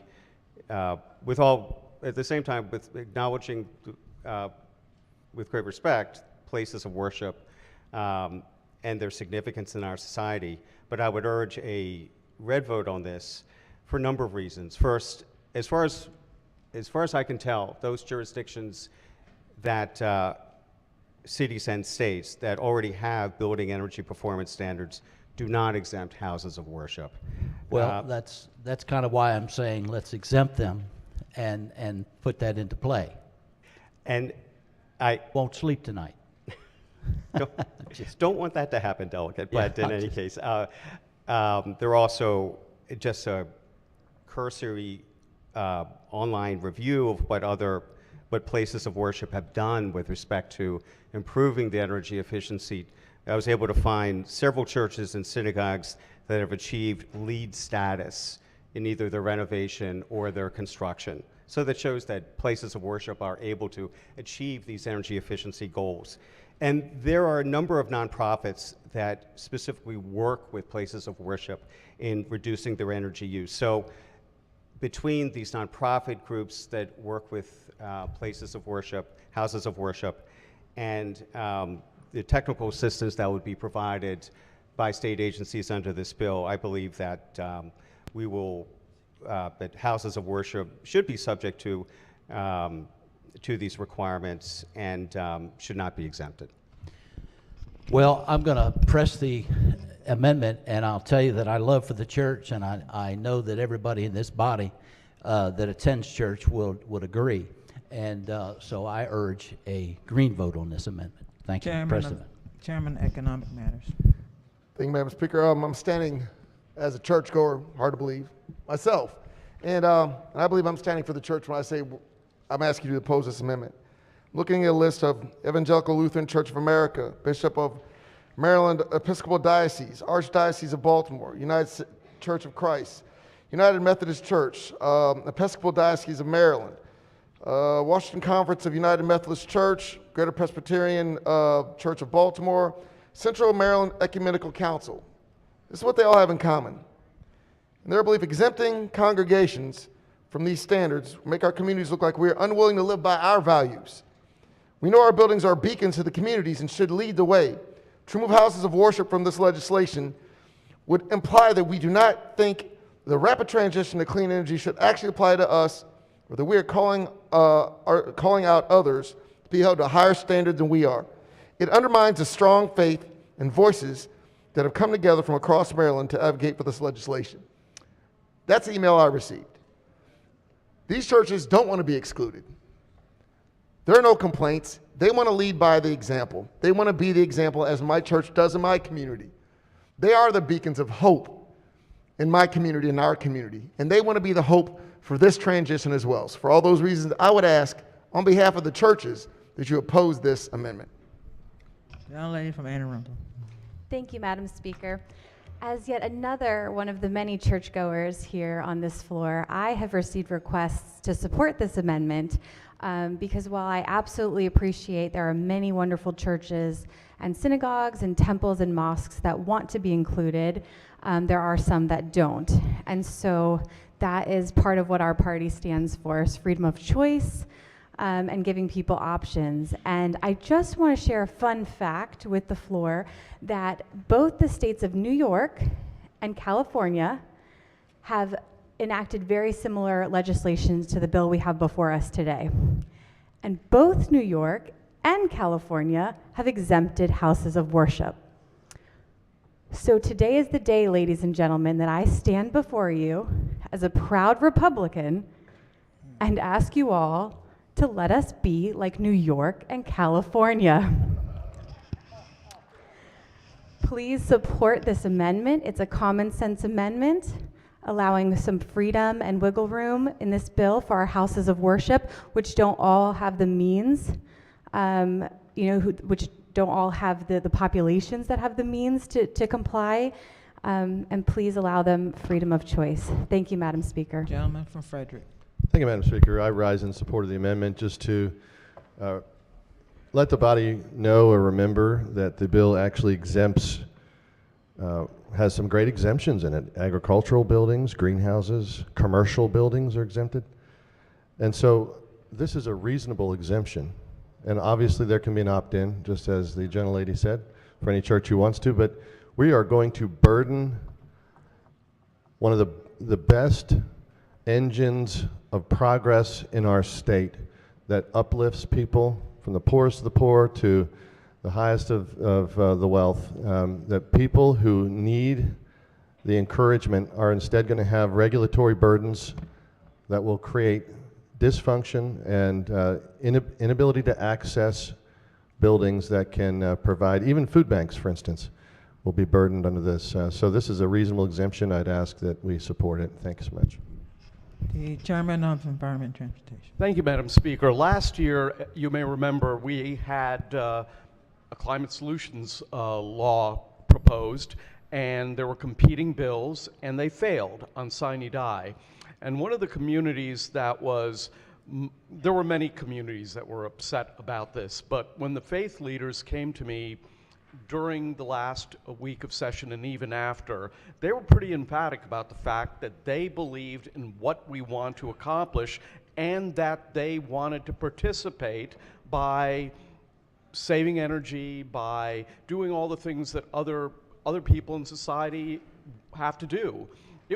The message I received was very, very, very clear.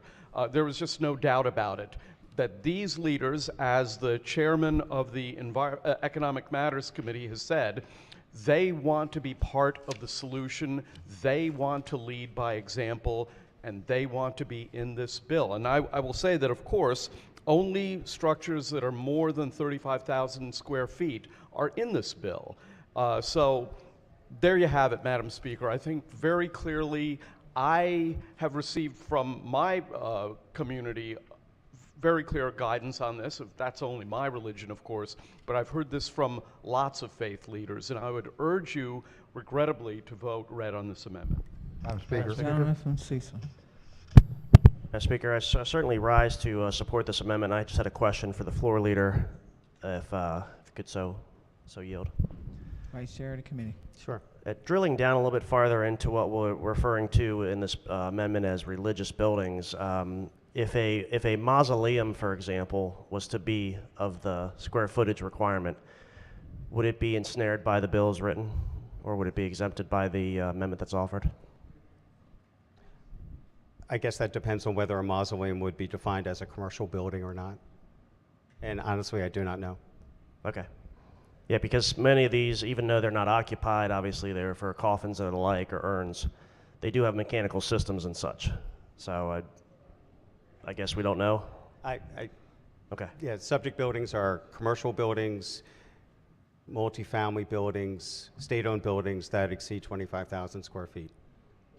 Okay, for that reason, I think that 35,000. Yeah, for that reason, I think that this this common sense amendment, and I appreciate you answering the questions, would exempt them very clearly, as we don't really have a definition for commercial buildings or the other terms that were used there, and that's why I urge a green vote on this amendment. Thank you. Madam Speaker. Gentleman from Prince George's. Thank you, Madam Speaker. I don't know which one of the floor leaders can just answer a simple question. Did the churches on this bill, did they come out in opposition? Or did we hear from any of them that oppose us, or did they want to be exempted? I'm sorry. You got both of you up. Who's speaking? Yeah, that's what, I'll yield. As I read off a list that we had plenty of churches that came out in support of this bill, I myself have not received any information, not doubting my colleague behind me, but I have received no information or opposition from any religious leader or church or mausoleum owner in this. It seemed like, to my chairman committee, it seemed like you read a good statement which says, all the right things they supported, but I just, for clarity, I'm just trying to see, did they come out and say, you know what, we don't want to be exempted, or we don't support this bill? Well, to say again, you say the word churches, Churches, mausoleums, temples, synagogues. There's a multitude, so I don't think they're going to speak with one voice, if that's what you're asking. I'm saying I've received no written opposition against. There is no one church voice to say we're all for this. Haven't received a written opposition against. And I read out the statement that I did receive. Fair enough. That's on ECM. What about, did they hear anything on ENT at all? Just for clarity, because it's getting confused. Chairman. No, we didn't. Okay, thank you. On the amendment, all in favor signify by saying aye. Oppose? Roll call. Madam Speaker?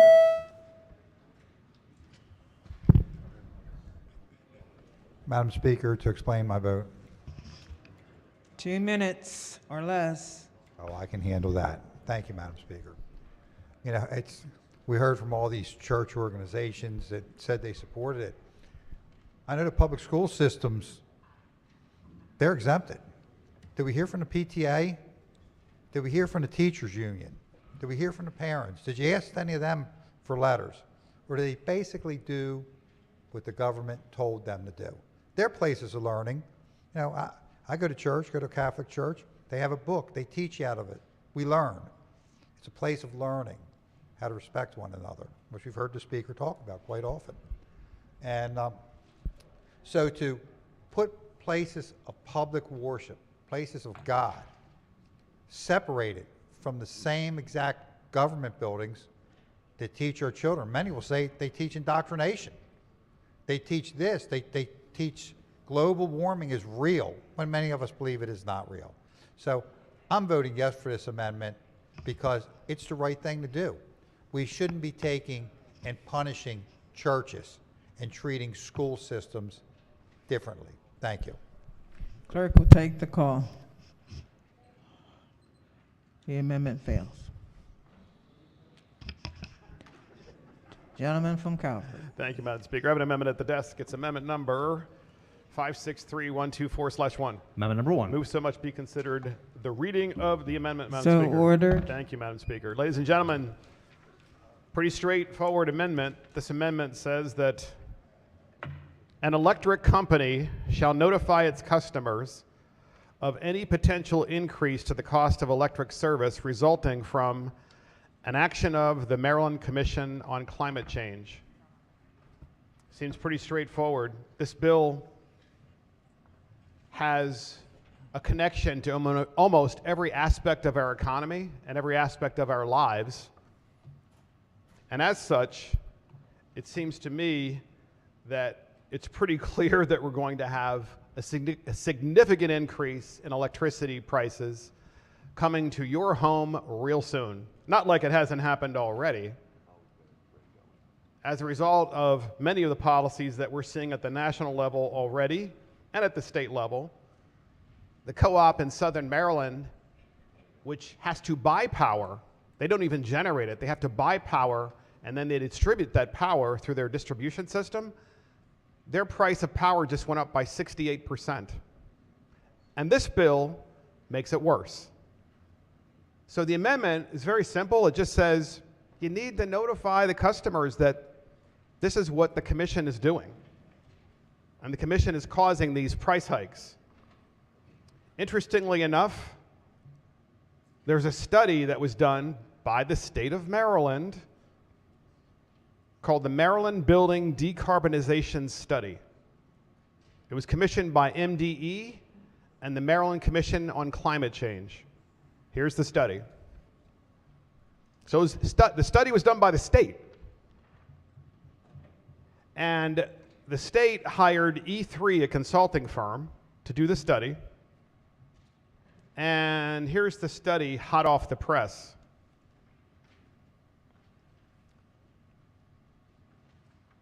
When you build solar facilities and you build wind power facilities, you need a lot new electric transmission lines.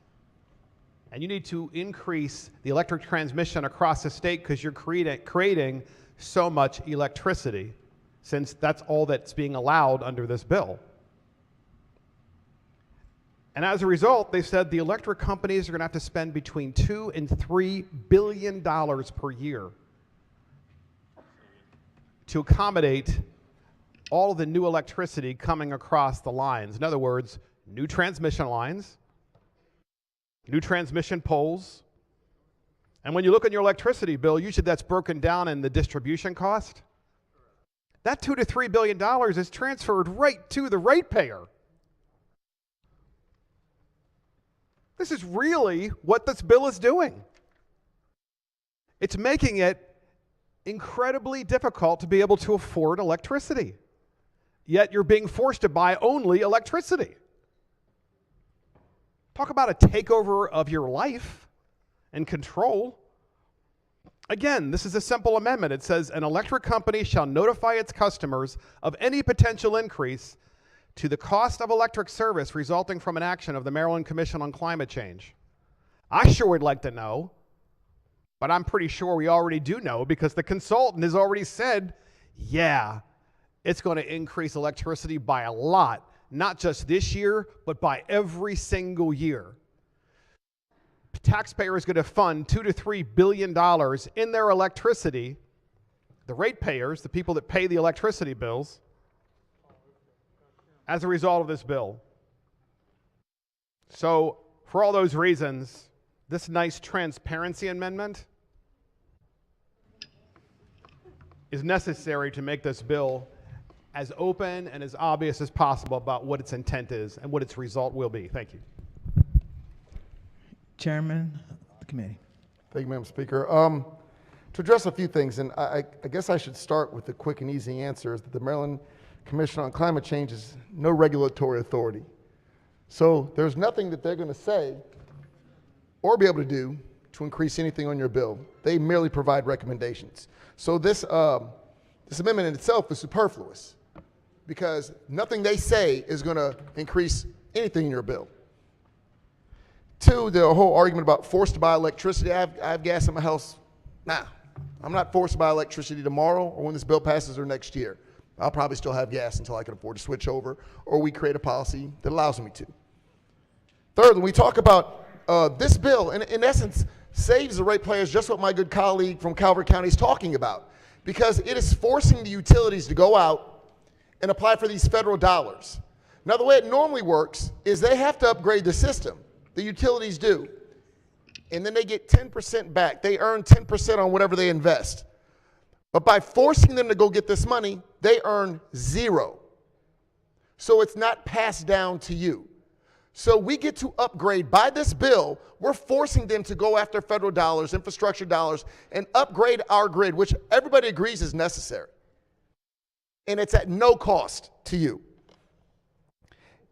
As I made very clear, the amendment doesn't really have a point because they have no authority to tell us to do anything. They're merely recommendations. And for all those reasons, I would ask that you oppose this amendment. On the amendment, all in favor signify by saying aye. Oppose? Roll call. Roll call. Madam Speaker.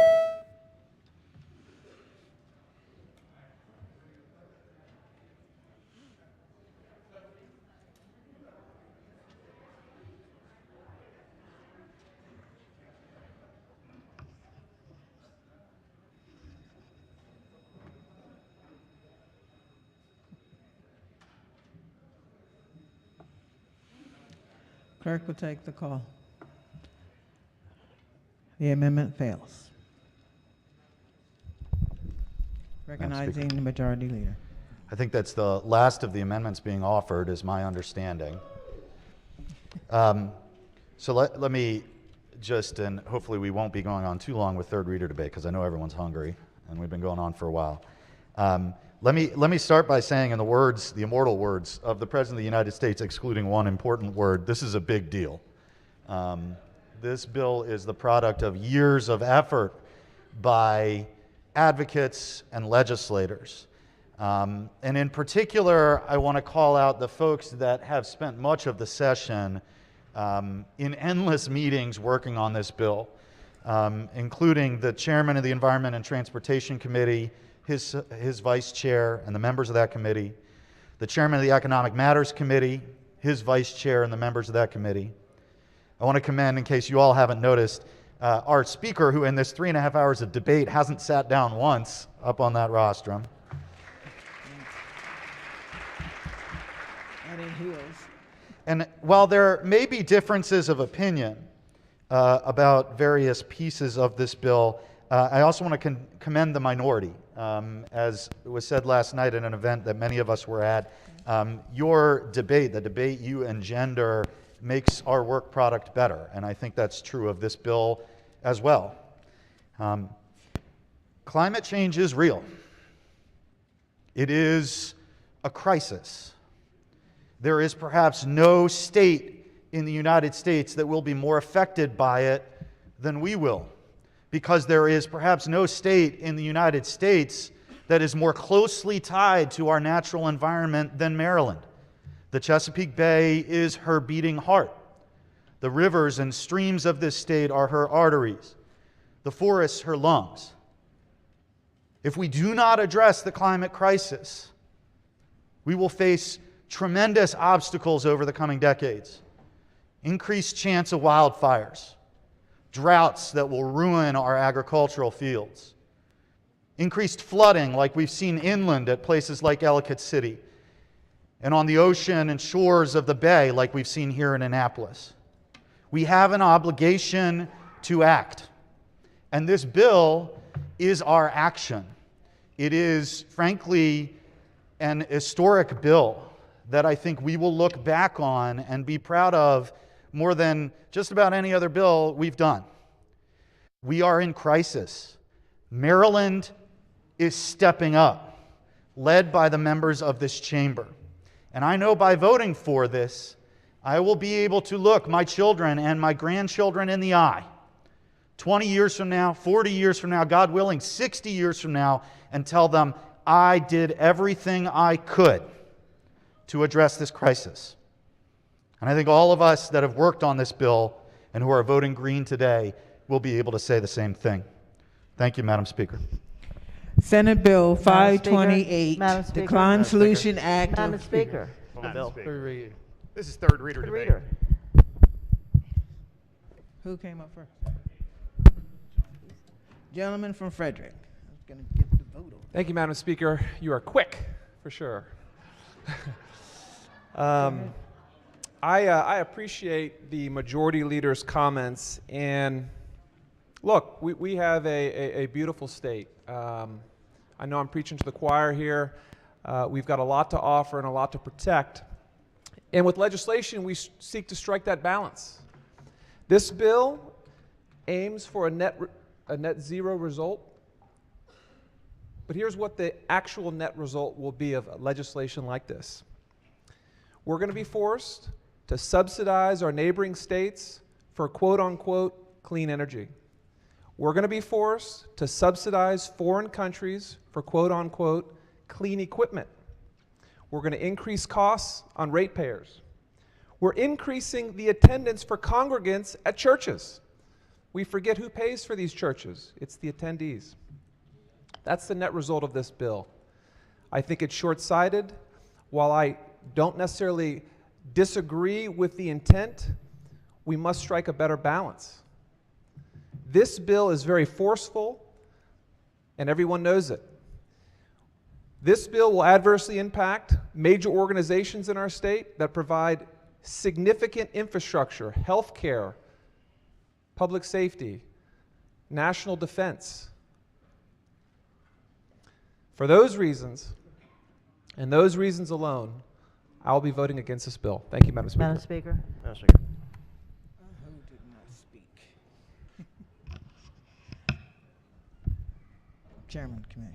Thank you, Madam Speaker. I too would like to thank my colleague, the chair of the Economic Matters Committee, his vice chair, and the entire committee and staff. I most especially want to thank my vice chairman, who has worked tirelessly on this concept for 2.5 years. Thank you, Mr. Vice Chairman.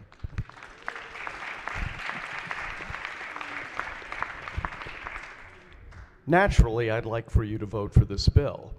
But I think it's important to put this in the larger context of what our mission is as a state government and who we really have to serve. Of course, everybody. But this notion that somehow by doing nothing we will protect ourselves is a vision that I do not accept. We have to do something, and this bill is a very thoughtful compromise that has really been forged over the last 8 months. We've worked extensively with our colleagues in the state Senate. We've had dramatic disagreements, and if you look at this very long bill, you will find that most of it has been struck out because we had some disagreements of approach. But the bottom line, core, fundamental principle is this. We have to address global climate change. We have to clean the air, especially for impacted communities. We have to do these things in a logical, straightforward fashion over the next 20 to 25 years, because trust me, this is not a quick transition. But what we have to do is point the ship of state in the proper direction, and with this bill we do that. I will say that I believe at the end of this, we will have cheaper energy, we will have cleaner air, we will have a healthier population, we will have a better economy, and we'll be able to live long enough to have most of us to enjoy it.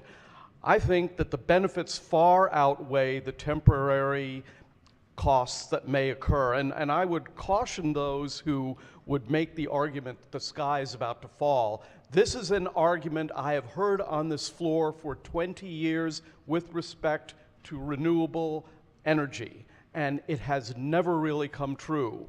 It's never come true. The results have been a benefit to the people of Maryland, to the economy of Maryland, and it is an example that will be followed, as we often are. And so, Madam Speaker, I will say thank you for putting your support behind this issue, behind my committee and my colleagues' committee. Please vote for Senate Bill 528, the Climate Solutions Now Act. Gentleman from Eviction, sure. Thank you, Madam Speaker. And, you know, in my 8 years in Economic Matters Committee, I've heard a lot of things. I normally put my computer away and have learned and try to get educated on both sides of the issue. I remember former Senator Mac Middleton coming in committee on a completely unrelated bill. It was toward the end of session, and he said, as he's introducing this bill, this is a very important bill, but it's also a very controversial bill. And I think it's important that in my very brief remarks, I remind the legislative body that yes, this is surely an important policy. I listened to the chairman of Environment and Transportation and the vice chairman who's worked 2.5 years on that, and certainly Economic Matters. I'd also recognize what the majority leader just said, which is we make a better product when we work together, and that working together does get messy, and I would applaud every member of the minority party who's fought this bill for the past 2.5 years, because that is very important work at the end of the day. So with those comments, Madam Speaker, a friend and colleague of mine on the House floor asked me, he said, give me 3 reasons why I should vote against this bill. So I'm going to read, I rarely do this, but I'll read my answer, and I'll rest. Number 1, it will significantly raise costs of energy to ratepayers at a very difficult time in our country, in our state, with inflation in place, with geopolitical war happening. Second, it will significantly reduce reliable energy sources, and it will pick winners, both wind and solar, at the expense of reliability. Think California-style brownouts and rolling outages as a result. We will exacerbate our already structural deficiency in Maryland as a net importer of energy. We are too dependent on other states as it is, and that will only get worse. And the last comment is, I disagree with the principle that natural gas is inherently a dirty form of energy. Consider then what happens if we end natural gas usage. Replace it with what? The bill, in my humble opinion, does not answer that question. And so, Madam Speaker, the vote for me and for my Eastern Shore constituents who would expect me to stand on the floor and say this is no for all those reasons. Energy is a reality.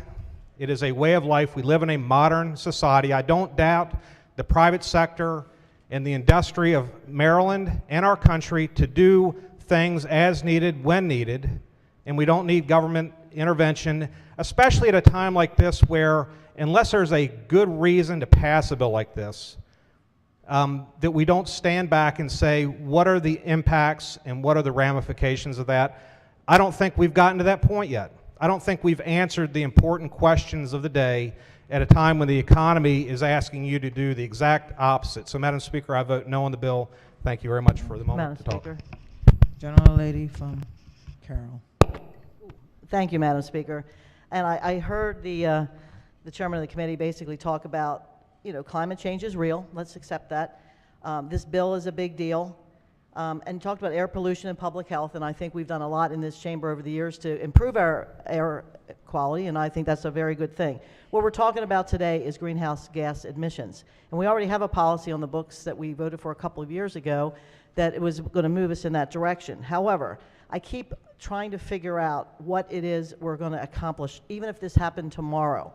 And admittedly, I think the chair and all have admitted that this bill would have no measurable impact on global climate change. But our priorities send a message to other states. And I'm here to say, I'm not sure what that message is going to be, but this is going to have a huge impact on our constituents' pocketbooks. And it's real when there's no measurable benefit on global climate change from this little state. I'm not going to repeat what's been said on the floor. But I have a quick article. I'm just going to quote a couple of things in here about our predecessor. We say we're the first state, but we're not. It's California is the first state. And here's an article just came out last week in the Wall Street Journal. Blame Sacramento, not Moscow, for California's energy crisis.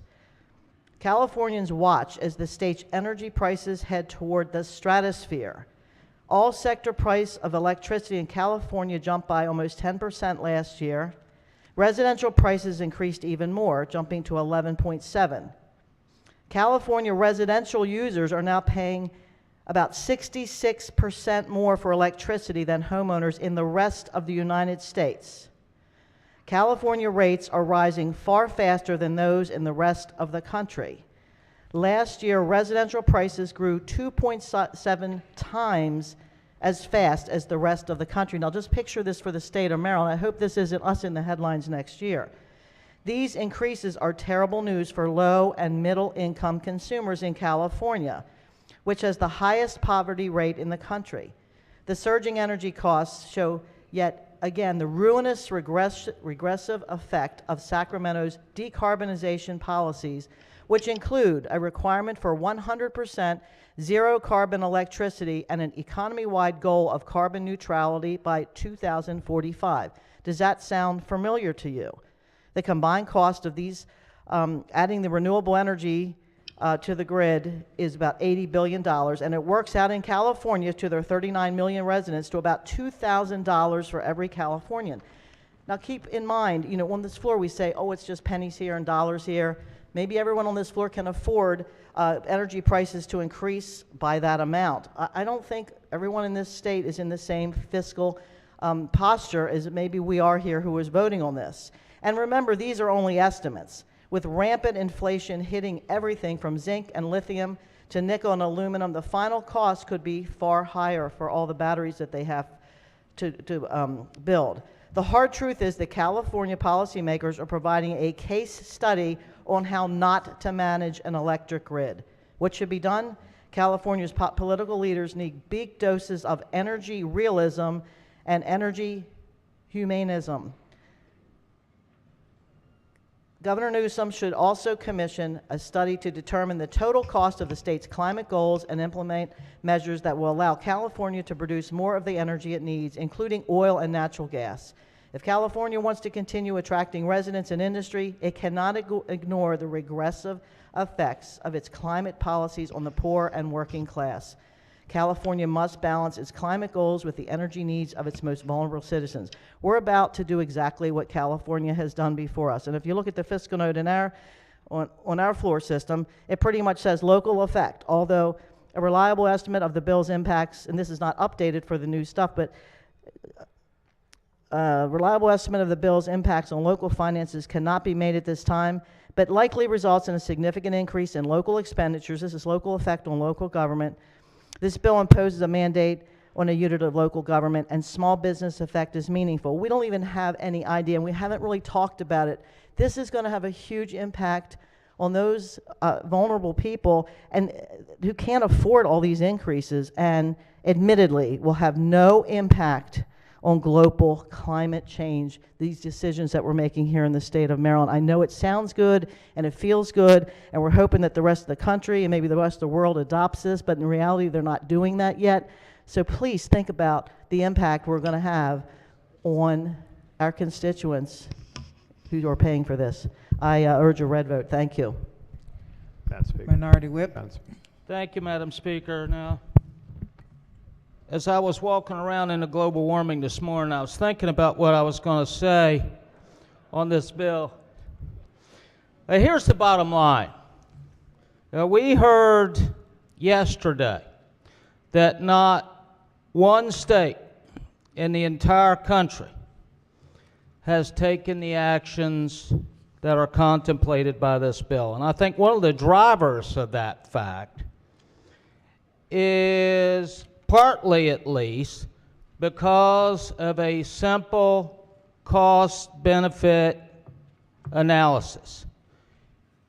In my estimation, this bill will place a harsh financial burden on Marylanders through increased costs and fees, and I'm reasonably confident that it will not have any measurable benefit. And here's why. And I'm recycling this line. So, how can little old geographically challenged Maryland have any appreciable impact on global emissions while India and China are belching toxicity into the ionosphere? Is there any science to support Maryland's unilateral disarmament from fossil fuel?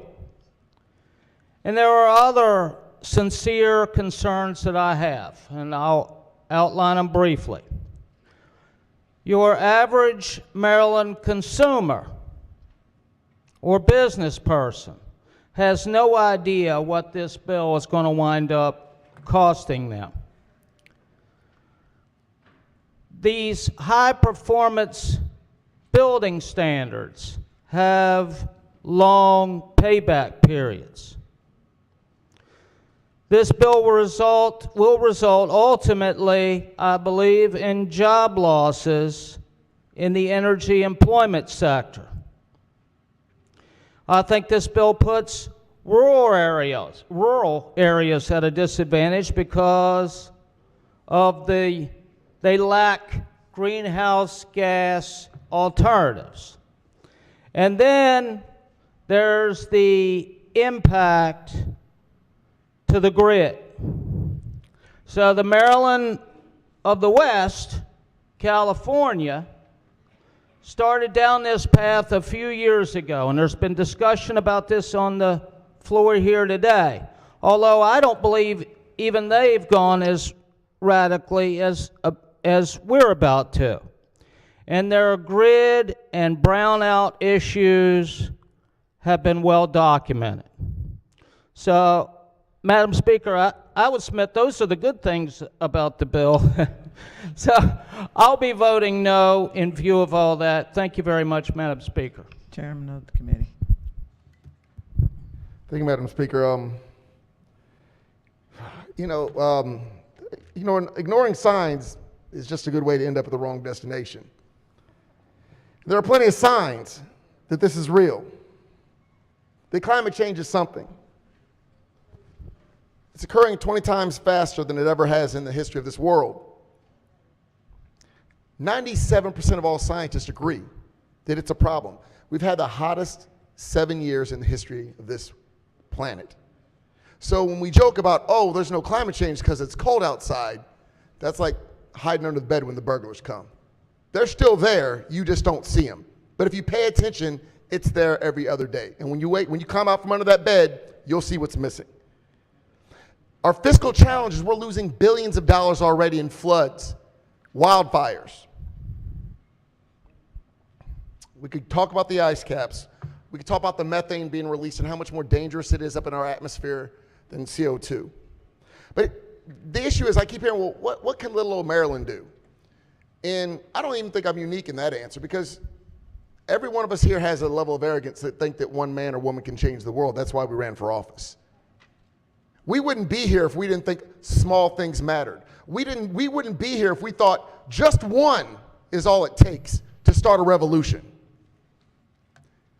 United States Army, we have something for our non-commissioned officers. Apologize to you regular officers. Our NCO creed is this: be the example. Not lead by the example, not talk about the example, but be the example. Put your flag up in the air. In the tumultuousness of battle, you raise your flag high because otherwise no one knows where to form up on.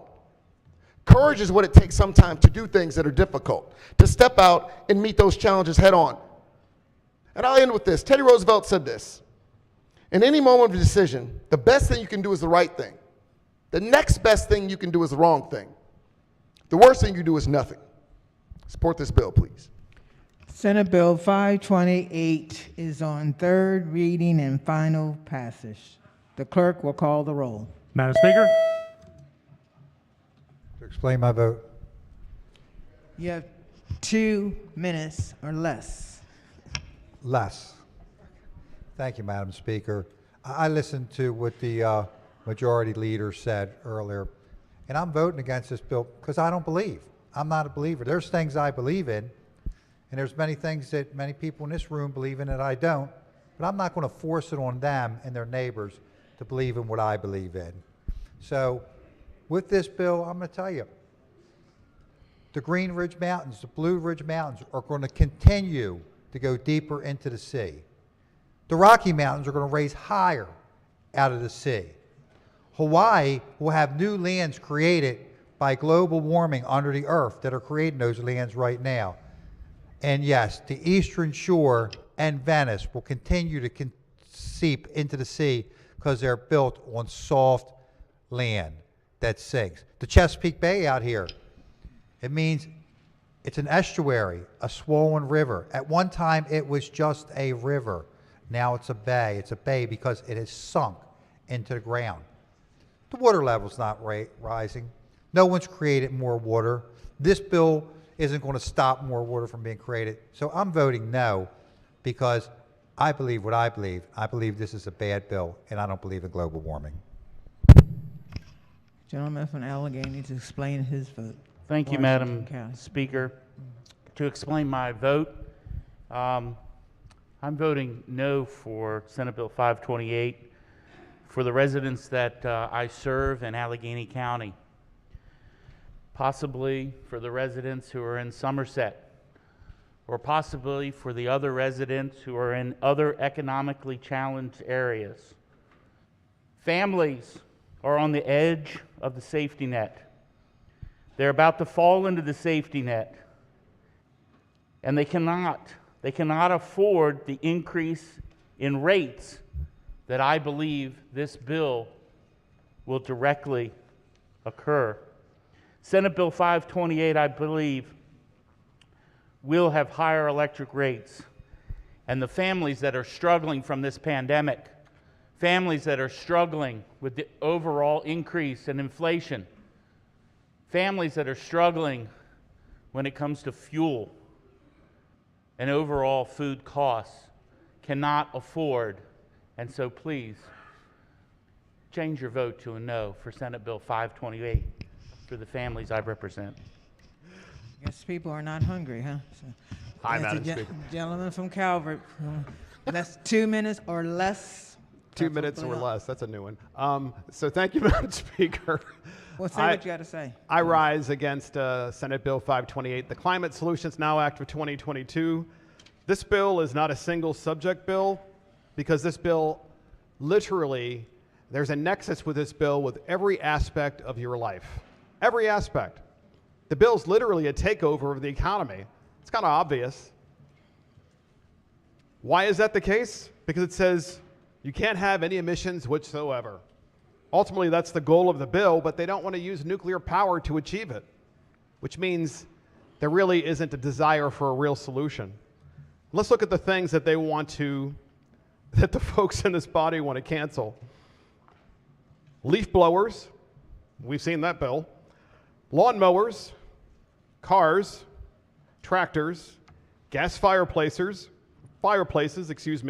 snow blowers, and family farms where you can't have any cows flatulating. I mean, literally, this bill, there's a nexus with this bill in every aspect of our lives. It's a literal takeover of the economy.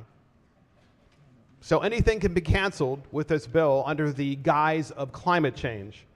And when we've heard others speak about this bill, about how it is an existential threat, it sounds more like the book of Revelation. It sounds more like a religion to me than it does science. That's why I'm voting against this. Because I believe that we should solve each individual problem individually and not have a bill like this that tries to take over the entire economy. And for all those reasons, I'm voting no. Thank you. The clerk will take the call. There being 95 votes in the affirmative, Senate Bill 528, having received a constitutional majority, is declared passed. Message from the Senate. Senate bills introduced in the House. The clerk will read the bills and committee assignments. Senate Bill 316, Senator Elfreth, House Rules. Senate Bill 405 of the President, House Rules. Senate Bill 488, Senator Griffith, House Rules. Senate Bill 571, Senator Klossmeyer, House Rules. Senate Bill 598, Senator Gazzoni, House Rules. Senate Bill 773, Senator Carter, House Rules. Barbara Sylvia Seeger, Chief Clerk. That ends the work at the desk. Committee announcements. Any committee announcements? Appropriations. Thank you, Madam Speaker. The Appropriations Committee will meet at 3 p.m. today for bill hearings and voting session. Health and Government Operations. Thank you, Madam Speaker. That committee will meet at 2:20 promptly for bill hearings. Judiciary. Thank you, Madam Speaker. Ladies and gentlemen of the House. The House Judiciary Committee will meet at 3 o'clock for bill hearings. Environment and Transportation. Okay. Thank you, Madam Speaker. The Environment and Transportation Committee will continue public hearings at 3 p.m. Ways and Means. Thank you, Madam Speaker. The Education Subcommittee will meet immediately following the floor session. The full committee will meet at 2:45 to continue public bill hearings, and we will be voting in the committee room immediately following that. Thank you. Economic Matters. Thank you, Madam Speaker. House Economic Matters meeting, or House Economic Matters Committee will be meeting at 3 p.m. for a vote on family medical leave. Again, 3 p.m. for a vote on family medical leave. Oh, hold on one second.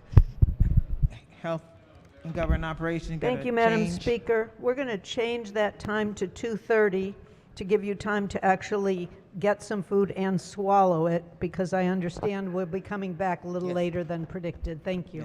Yes. I don't know which hat, rules or?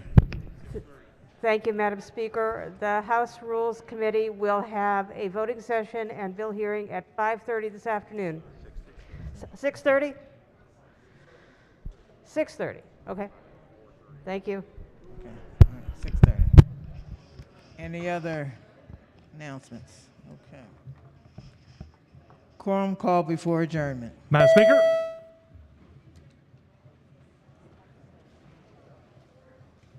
Has everyone recorded their presence? Clerk will take the call. There being 136 members present, the House is still in session. Recognizing the Majority Leader. Thank you, Madam Speaker. I move that the House recess to Tuesday, March 29th at 4:30 p.m. 4:30 p.m. Legislative Day, March 21st.